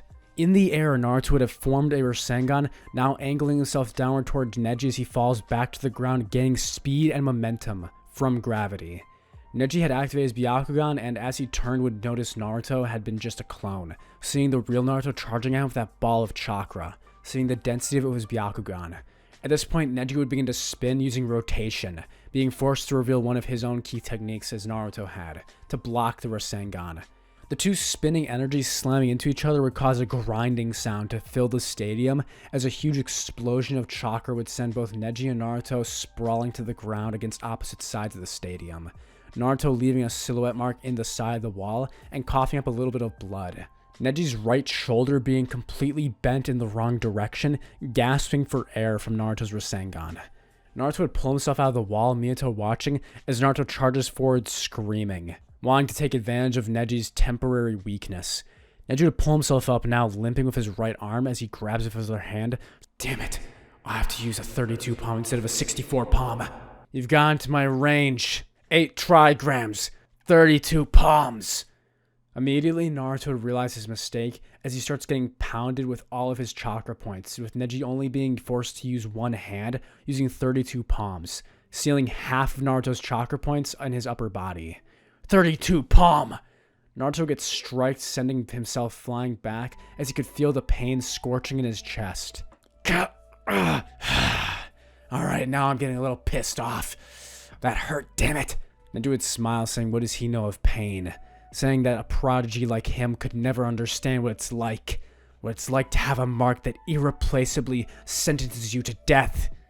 Neji would pull off his headband, revealing to the entire stadium, as well as Naruto more closely, the bird in the cage, the interesting manji symbol on his forehead that is a curse mark from the Hyuga clan, restricting them as he begins to explain to Naruto the origin of his suffering, of his pain. Retelling Naruto about his father, how they were twins and how because he had been born second, it was his fate that had been sealed to death to protect the main branch. Naruto would watch in horror, realizing what has been going on and why Neji had so much resentment for Hinata. The Hyuga clan, which had prior to the fourth Hokage's ascension being the #1 clan, had fallen to second place, with the Uchihas' numbers only growing and their strength increasing with importance to the village as the ninja police force. My father was cast to the side by the Leaf, merely to prevent war. And you know who did it? It was your father, Minato Namikaze, not to mention Lord Hiashi, who completely should have taken the blame and let my father die instead for him. Naruto's fist would tighten as he grabs his stomach, beginning to twist it. His chakra points beginning to unlock as an orange chakra begins to fill his body. Naruto forcefully awakening the one-tail state, thinking in his mind, hey Fox, I'm gonna need some power right now. It's time to pay some rent. Outside of him, Naruto would say this, Neji, you have no idea what it's like to have the faces of people be two-sided. Naruto would look at Neji, his eyes cold as he says, the only reason I haven't been chased out of this village is because even those who hate me, who despise the creature that was sealed inside of me, they hold their tongues until I walk around the corner because of my father being the Hokage. You have no idea what it's like. Naruto's eyes would turn red as the Kyubii slits form, the one tail surrounding him as Minato's mouth would agape, realizing that Jiraiya and Naruto had been training to harness the Kyuubi's power. Naruto would roar out, what it's like to be lied to! But I promise this, Neji, I'll change the way of the Hyuga when I become Hokage! Naruto would run at Neji, his speed having heavily increased from the one-tail state as he forms a purple vermilion Rasengan, slamming into Neji even with his rotation, completely overpowering him, as Neji would get sent flying, crashing across the ground, his shoulder being hit once more and shattering, the bones snapping under the pressure of the Rasengan as Neji would fall unconscious, being soundly defeated by Naruto. In all honesty, using the one-tail state was completely unneeded here, but what it did display to Sasuke, who was watching from the stands, was the huge gap in strength that had grown between him and Naruto. Naruto having only used Kurama's power to show Neji that he's not the only one who's special. It's not like he doesn't have his own mark that brands him. The winner is Naruto Namikaze. The stands would cheer, Minato watching his son as Naruto would then seal back the Kyubii,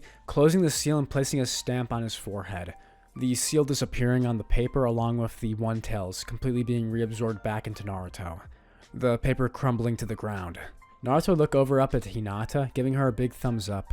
Hinata cheering for Naruto louder than anyone else. Naruto would create 2 shadow clones to help pick up Neji, handing him into the stretcher. Sorry guys, I might have gone a little far. Please make sure everything works. I was just trying to teach that pain in the ass a lesson.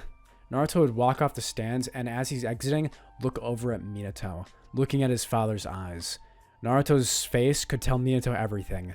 I'm gonna have a few questions for you later, old man. Naruto was planning to grill Minato about the situation with Neji's dad, basically saying, you better have a good excuse for me, causing chills to run down Minato's spine, reminding himself of how Kushina was when she was mad.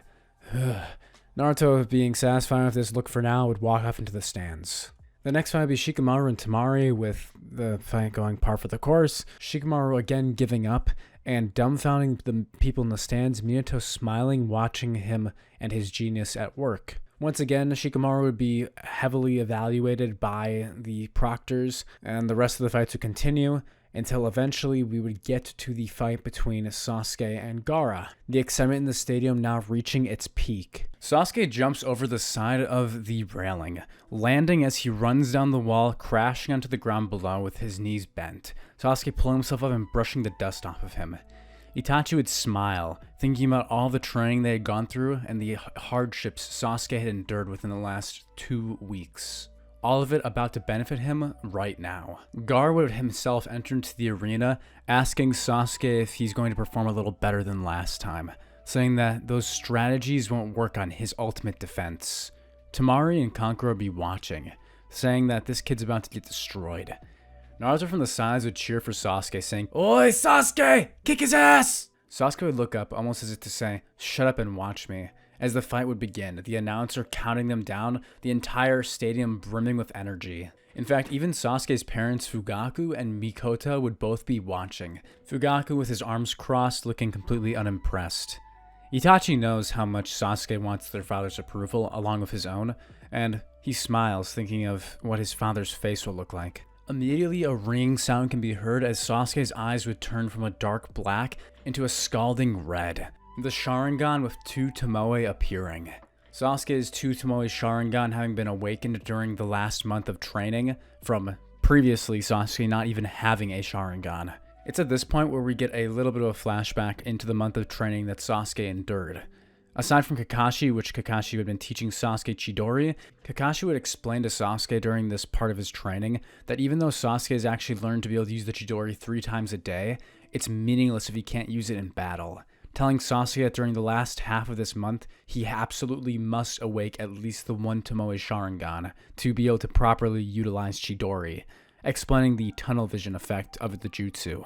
It's at this point that after Sasuke had returned to the Leaf and had begged Itachi to help him, Sasuke would beg Itachi to get Shisui to put him under a genjutsu. Itachi absolutely refusing to harm Sasuke in this way. While Itachi himself had awakened the Sharingan, the 1 through 3 Tomoe by himself naturally along with Shisui, Sasuke had never shown any signs of awakening the Sharingan. The main trigger, of course, being an emotional response. Itachi's trigger being the 3rd Great Shinobi War or like in some Itachi flashbacks you see him cradling Sasuke during the Nine Tails attack. Anyway, in order to gain more power, Sasuke would have begged Shisui and Itachi to utilize genjutsu on him, to put him into a situation mentally to where he could awaken the Sharingan. With some convincing and also begging on Sasuke's part to Itachi, literally kowtowing and saying that he can't let Naruto get this far past him, Itachi would eventually give in to the love for his younger brother, sighing, saying that he would ask Shisui if he'd be willing to do it.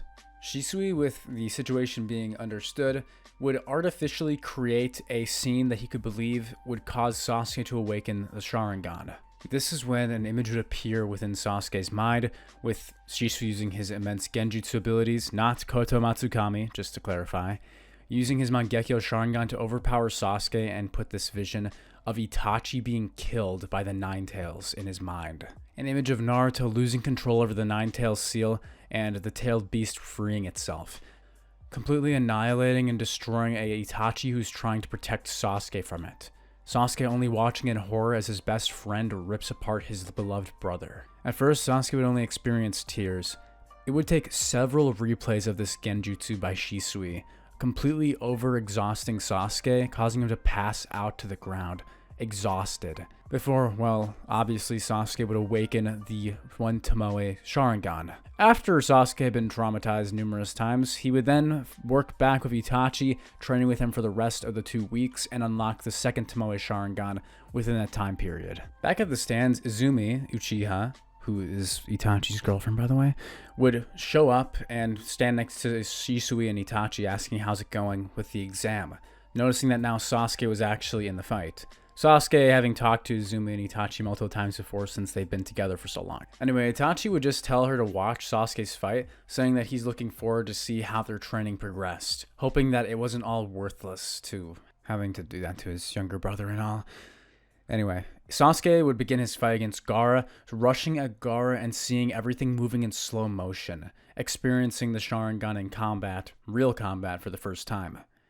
Gaara would use sand to block Sasuke's strike, Sasuke throwing multiple shuriken around and pulling them back towards Gaara, the auto-blocking sand protecting Gaara, who would begin to make a shell around himself, defending himself from the attacks with his supreme defense. Sasuke would turn, beginning to run up the wall of the Chunin exam site, spinning on contact with his left foot and beginning to make the hand signs, weaving them as he runs down the wall, creating the Chidori.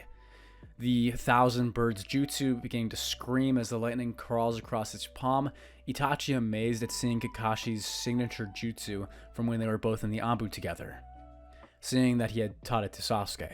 This time, Sasuke would notice what Kakashi was talking about, realizing that he had been tunnel visioned before, noticing way more now using his Sharingan at how fast he was going. Sasuke, using this complete momentum, would slash the Chidori at Gaara, breaking through the sand defense and cutting Gaara's face, blood spurting out of the sand, causing it to turn a crimson red. From here, the events of the original Naruto Chunin exams would continue as regular Naruto canon. However, the events of the Konoha Crush Plan would be significantly different, in that they don't happen at all.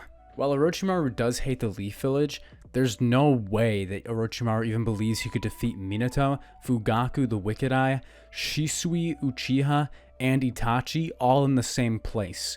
Having 2 Mangekyo Sharingan users, the 4th Hokage, and numerous other high-class level shinobi there, Orochimaru wouldn't even dare to attempt to fight the Leaf Village at this point, abandoning the combined plan with the Sound and the Sand Village, leaving the Sand Village at stupor, wondering what is going on. When the fight begins, Orochimaru would pull all of his forces out, leaving the stadium and escaping before Minato and the other Konoha ninja can apprehend him. The Sand Ninja being basically abandoned in the plan and dumping all of the blame on Tsunagakure. Gaara would enter into the One-Tail state mode, however this time Sasuke would actually be the one to defeat Gaara instead of Naruto. Sasuke using his Sharingan to suppress the One-Tails, similar to what him and Itachi had been practicing to suppress Naruto and the Nine-Tails if the time ever came.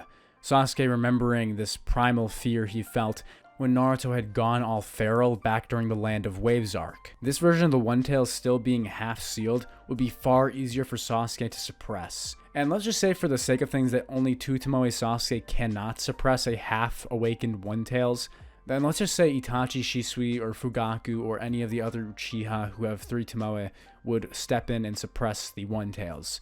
Naruto not really even being given a chance to do so, and once again reaffirming the Uchiha's loyalty to the 4th Hokage during this upheaval against the village.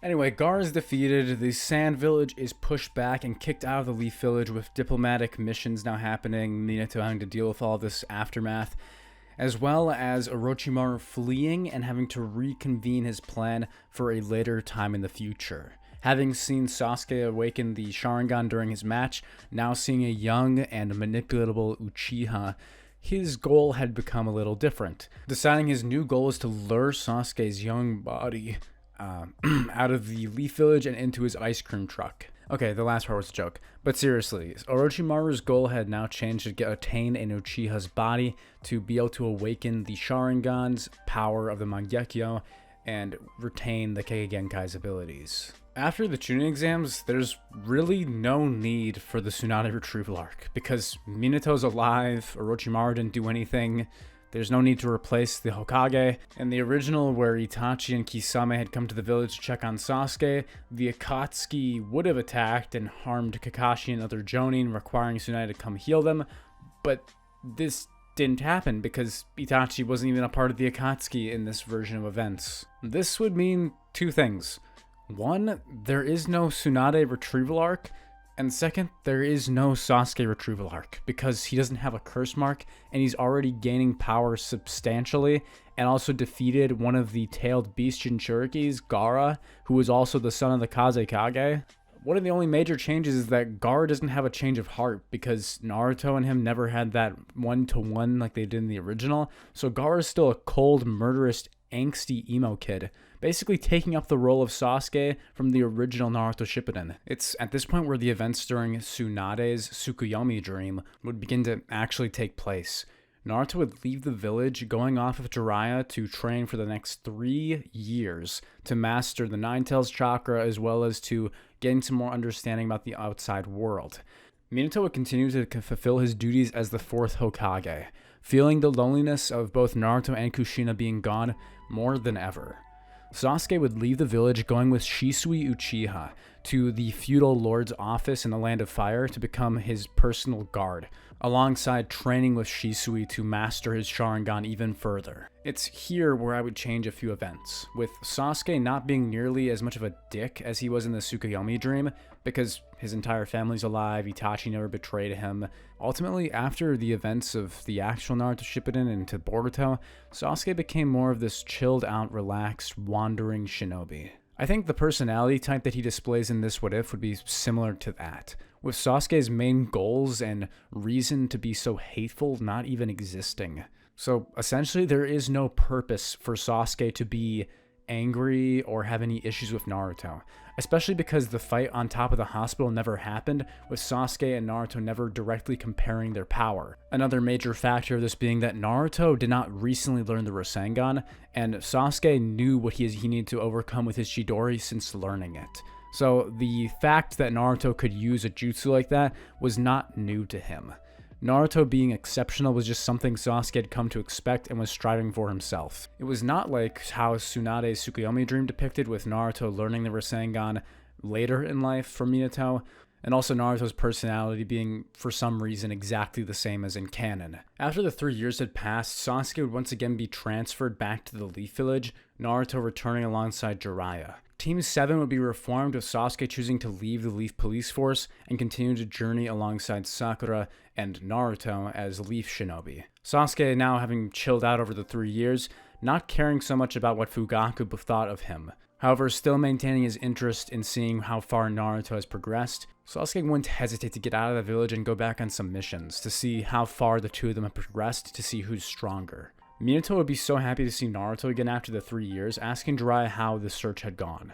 Jiraiya's main goal during these 3 years, aside from training Naruto, being to hunt down the organization that is being run by that masked man, otherwise known as the Akatsuki, a terrorist organization that's been hunting down the tailed beasts from various villages, causing a slow political divide over the last 3 years that could almost ignite the Fourth Great Shinobi War. With the relationship between the Leaf and Sand villages having been patched up after the information of Orochimaru killing the Kazekage and taking over control of the village, Minato would gain word of the current Kazekage being attacked, and her younger brother going missing. Yes, that's correct. In this version of events, it would actually be Temari who would succeed the prior Kazekage, Gaara being deemed too unstable mentally to take over the position of his father. With Temari being the current Kazekage having to defend the village alongside Kankuro and Gaara, who were assigned as her two guards, Gaara would be abducted by Deidara and Sasori. Team 7, consisting of Naruto, Sasuke, and Sakura,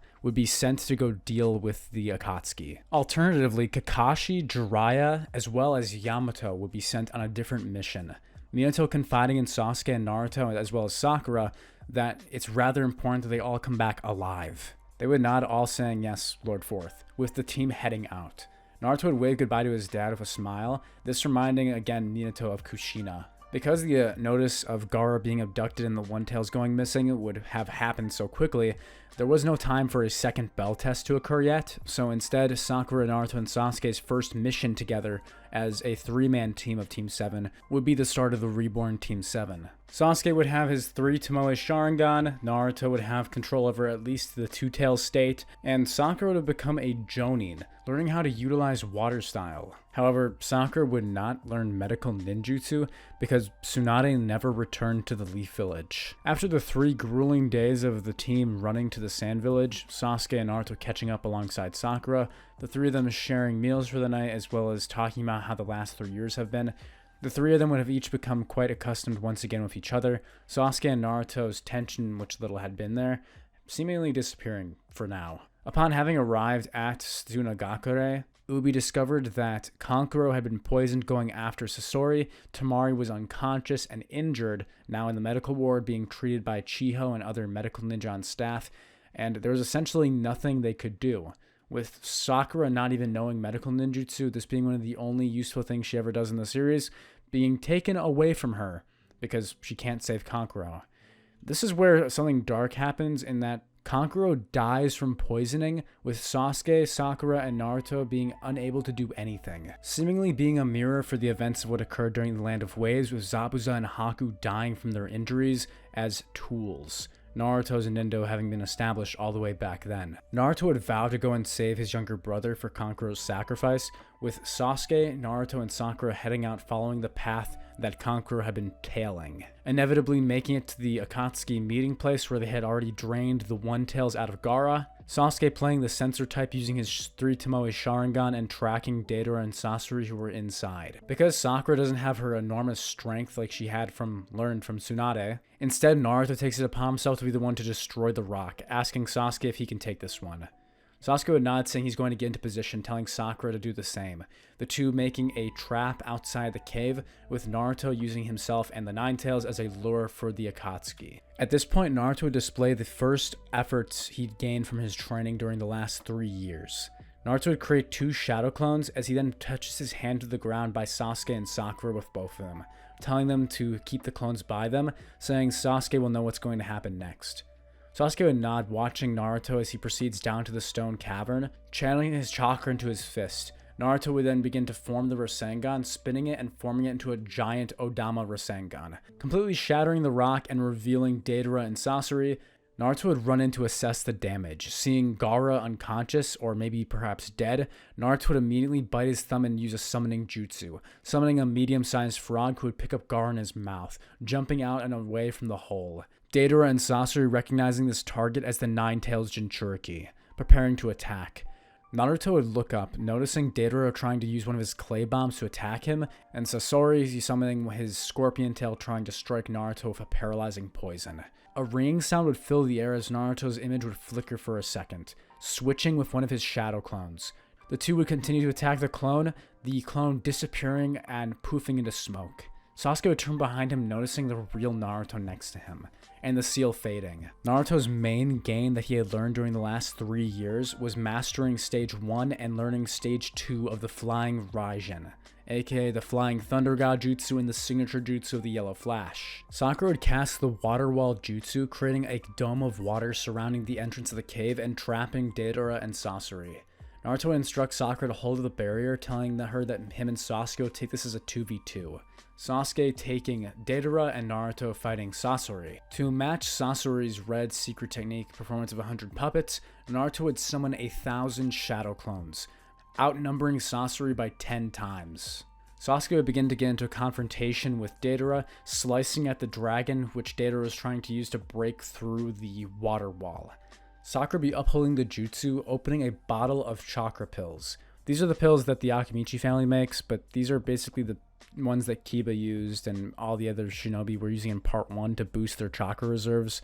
Sakura would pop 2 of them to hold up her jutsu. Even with Naruto's healing factor, he would still be trying to avoid the attacks from Sasori not to get poisoned, getting closer and defeating some of his puppets. This basically becoming a battle of attrition.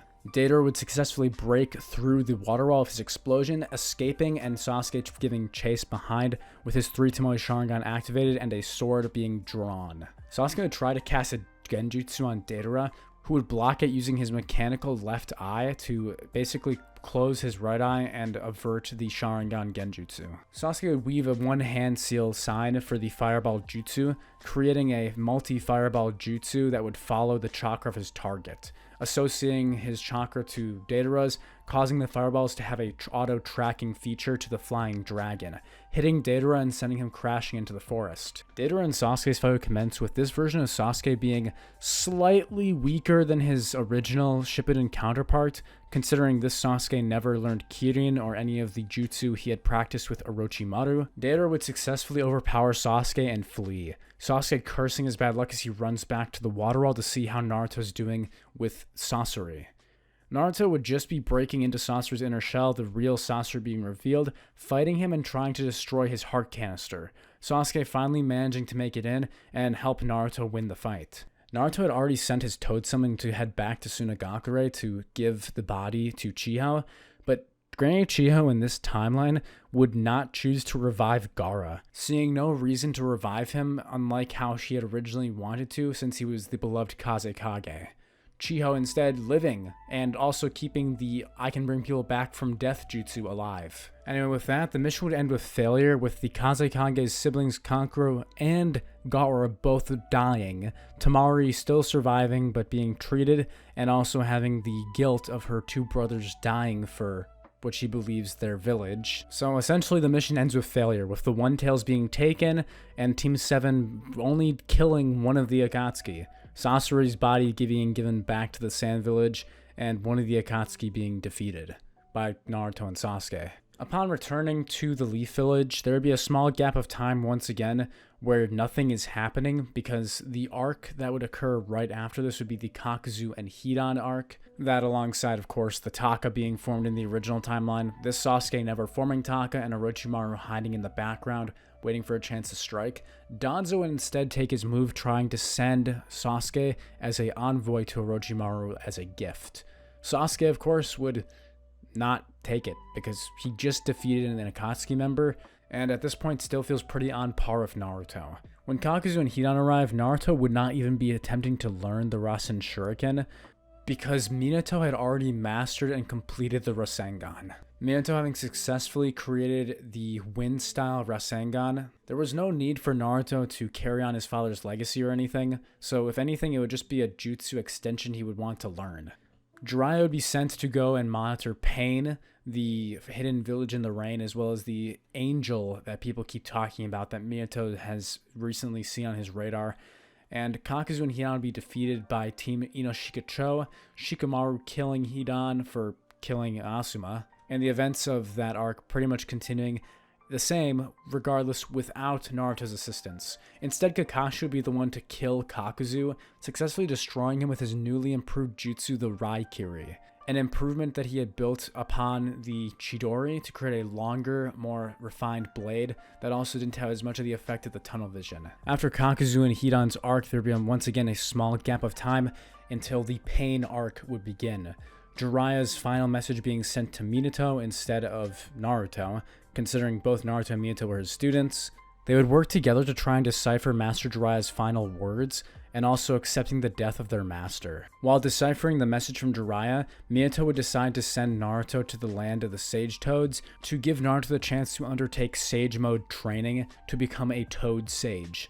Minato himself never having been able to perfect the technique, having just not the talent to master nature energy. Or so he says himself.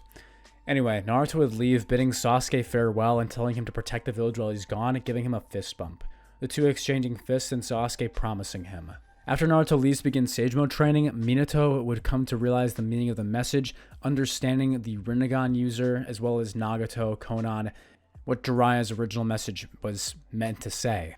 The Pain attack would arrive and commence with the start of the attack beginning with a humongous Shinra Tensei, completely destroying the Leaf Village. Even Minato and the Flying Raijin wouldn't be able to block this Rinnegan jutsu, with Sasuke, Itachi, and Minato all being blown back.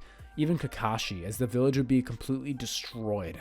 Kakashi would fight one of the passive Pain, dying just as he does in canon, revealing the existence of his Mangekyo Sharingan and his also quote-unquote final use when he dies utilizing Kamui to save Choji and also to take the Path of Pain out of commission. Minato would be fighting the passive Pain, having three of them on him by himself, Itachi coming in to try and defend Lord Fourth. Minato being heavily injured would have only Fugaku, Itachi, and Sasuke to rely on, with the rest of the village having been completely almost obliterated, thousands of people dying, and Guy and Lee out on a mission, leaving only those three left with the proper power and ability to actually defend the village. It's at this point where Fugaku would be killed by one of the 6 Paths of Pain. Pain saying once again that this world shall know pain. Fugaku Uchiha dying even with his Mangekyo Sharingan.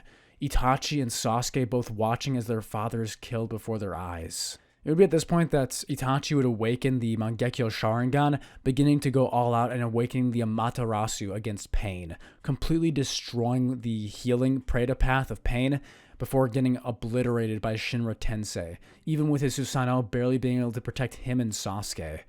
Minato would be trying to defend the both of them, being struck critical blows. As Minato's about to be finished off, a rod about to get shoved into his head, suddenly the huge explosion of smoke would occur as Naruto would arrive with 3 toads and him entered into Sage Mode, a red cloak covering him as he would use Flying Raijin, throwing a kunai, having mastered the 3rd stage, and teleport into the scene in front of Minato, blocking and breaking the chakra rod before throwing a punch at the Path of Pain, sending it flying.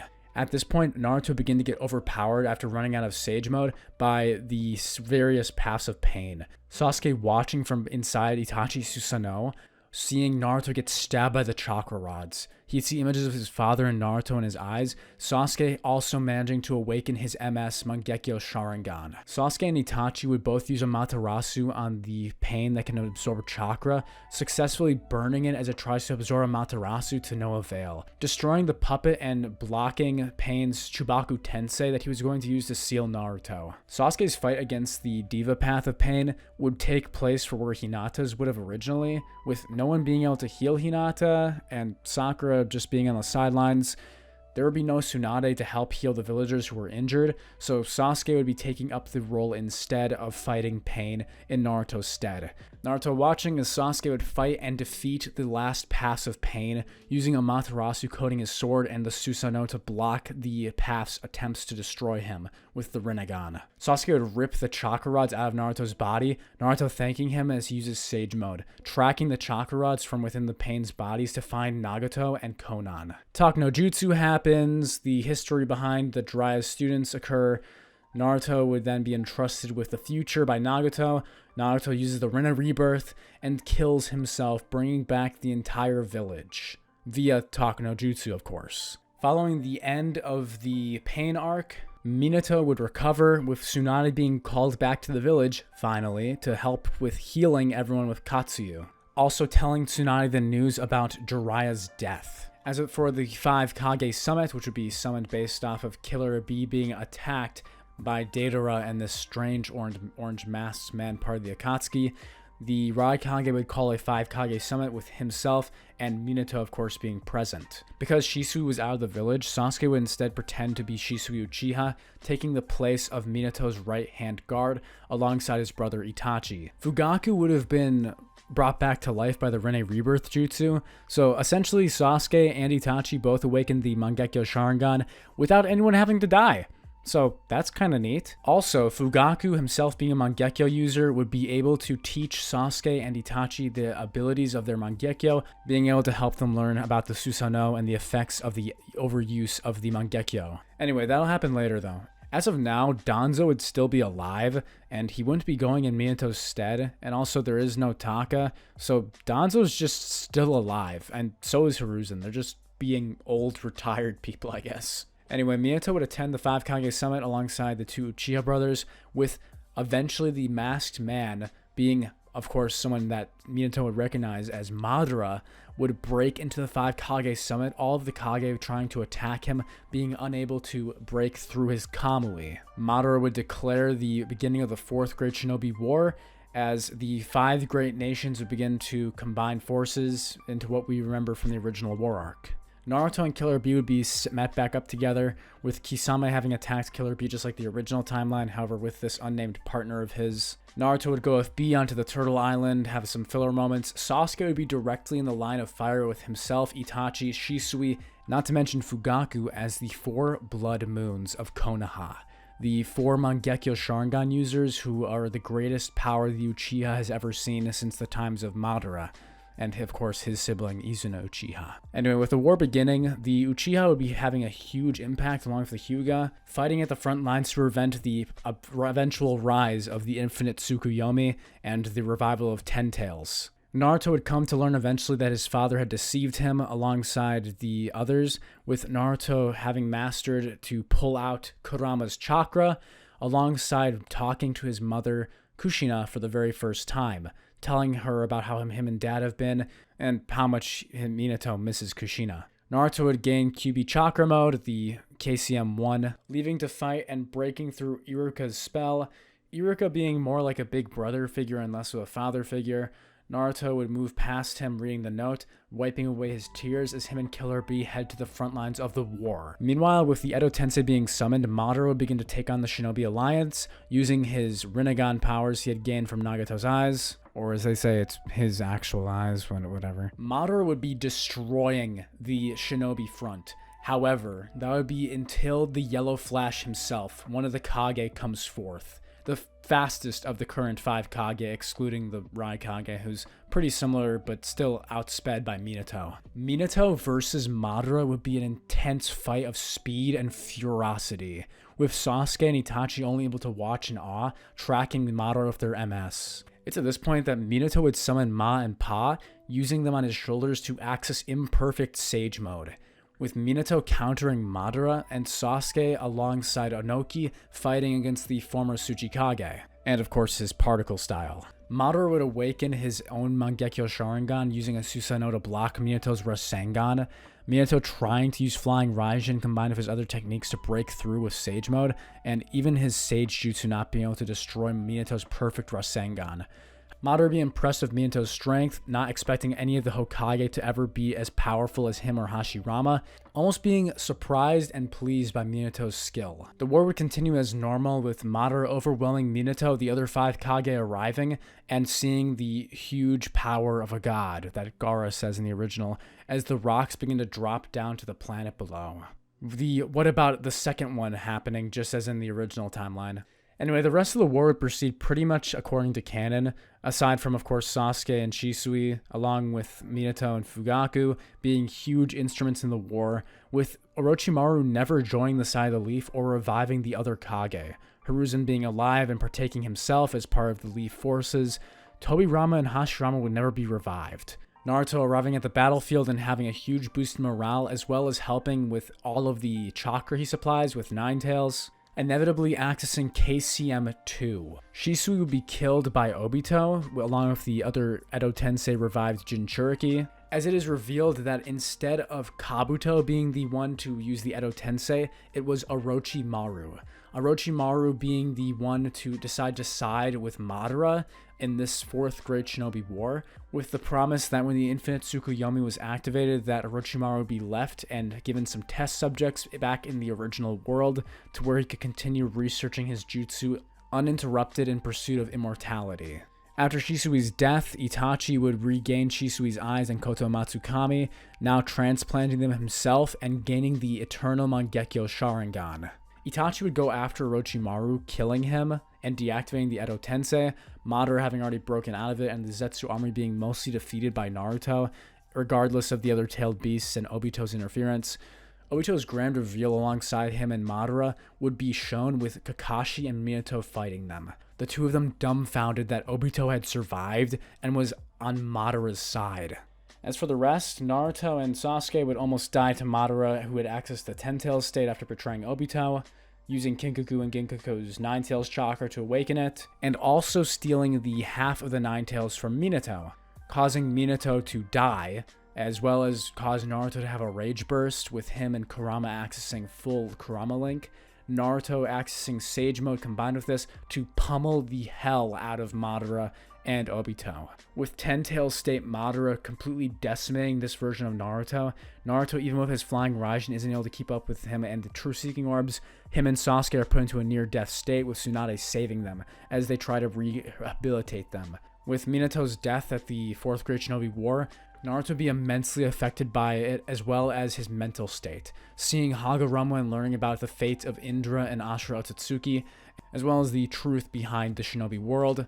Naruto would vow, with this death instead of Neji's happening, yay, Neji survives, yay, that he will protect everyone and become the 5th Hokage. Cradling his dead father in his arms, thanking him that he and Kushina, his mom, can be back together again, Naruto would stand up accessing Sage of Six Paths mode, with Naruto accessing his Sage of Six Paths Kurama Link mode, and of course Sasuke achieving the Rinnegan, the Rinne Sharingan, the Rinnegan with the Tomoe in it. Sasuke and Naruto would fight Madara now on an even scale, with Itachi making it back after killing Orochimaru and taking Black Zetsu out. Black Zetsu being killed via Amaterasu and being killed by Itachi. Thus, Madara is still the one in control of the Ten Tails, fights Sasuke and Naruto in this grand epic battle. Sasuke and Naruto charge up an Onyx Chidori and a massive Rasengan powered up with Sage mode and turn into a Wind style, Magma style, completely all style Rasengan, crashing into each other Susanoo and Kurama avatar mode, killing Madara after Madara had killed Obito for having taken the Ten Tails. Madara would be defeated via Sasuke and Naruto's combined efforts, and the Fourth Shinobi World War would come to an end thanks to Minato and the Yellow Flash's sacrifice. And that takes us to the end of the original Naruto Shippuden, with the Ten Tails being resealed via the Chibaku Tensei from Naruto and Sasuke, a second moon being added to the sky from the Sage of Six Paths seals, and that takes us to the end of Shippuden. Now, ship-wise, the end of Shippuden would be a little different, with Naruto not actually getting together with Hinata. That title instead going to Sasuke. Sasuke and Hinata ending up as a couple, with the two of them being the quiet ones of their group. Kind of makes sense, with Sasuke having stayed in the village during the 3 years and gone to talk to people between his travels between the feudal lord's office and home. Sasuke would have actually talked to Hinata more than once in this version of events. So essentially, Hinata would become an Uchiha, taking Sakura's dream and simphood from her, and her becoming more of an Anko-like figure in Boruto, becoming that experienced Jonin sensei character that Anko had once been. Naruto instead would actually surprisingly end up with Ino. Ino having been one to talk to Naruto way more in their childhood because of everything that happened with him being the fourth son, and just their interactions together after the pain fights and things like that. Sai never even left the root Anbu, and Danzo is still working under the shadows. Yes, even going into Boruto. Sasuke would never leave the village because he never had any sins to atone for. Itachi's still alive, so there's an Uncle Itachi out here somewhere. Shisui's dead. Fugaku's alive. Fugaku temporarily becoming the 5th Hokage after Minato's death, helping to rebuild the village after the Fourth Great War, and once again combining the Uchiha, the Hyuga, and the rest of the Leaf Village clans, solidifying the Leaf Village. Naruto studying and Fugaku promising to rescind the seat of Hokage once Naruto's studies to become a Jonin had finished. It's here where we get a nice little end credit scene with Ino holding a small blonde baby girl, and Naruto now holding a Hokage hat high, proud above the massive groups of people thanking him for being a hero, with him and Sasuke being the heroes of the Fourth Great Shinobi War, and Naruto being pronounced the 6th Hokage. Kakashi would continue to travel with Guy, Sakura would begin to take over the interrogation unit, and Sasuke and Hinata would come to have a son who would possess both a Byakugan and a Sharingan. And for the sake of things, his name will be Shisui, in honor of Sasuke's former teacher and close friend of himself and Itachi. As for Ino and Naruto's daughter, I think her name would be something like, probably Himawari still, considering that means sunflower, and Ino still is running her flower shop on the side, with Naruto being the Hokage and her taking care of them and their daughter. That would be the end of the original Naruto, with Naruto looking off at the Hokage statues, seeing himself, Fugaku, and his dad. The sunset setting in as the scroll rolls itself up, with the tale of Naruto Uzumaki, or should I say Naruto Namikaze, coming to an end. If you guys enjoyed this finale What If series for the full story of what if Minato survived the Kyubii attack, I hope you guys enjoyed it. If you guys want more, or you want like a sequel series going into my fanfiction Boruto, make sure to let me know in the comment section down below. If anyone's mad about the ships, I typically actually do Hina Naru, or Naru Hina, whatever you prefer, in most of my what ifs, so I hope you guys aren't upset about this. I always thought Ino and Naruto had a really nice dynamic, especially in Shippuden. I wish we got to see more of the side characters and some more developments there. The only thing I'm really sad about is that because Gaara and Kankuro die and Temari has all this responsibility as the Kazekage, I just don't see Shikamaru and her being a couple. Because while they still definitely have such a good chemistry, if Shikamaru were to marry Temari, she'd become a Leaf Ninja. And he's just way too important as a member of the Nara clan to be able to leave the Leaf Village. So there's just no way for them to actually be a couple, unfortunately. Aside from that, I guess some other notes would be that Naruto does intervene in the way of doing things with the Hyuga after he becomes Hokage, with him and Fugaku both agreeing while he was studying under him that they need to ban the enslavement curse mark strategy that the side and main branches had been utilizing up until now. So that happens. But aside from that, that's pretty much it.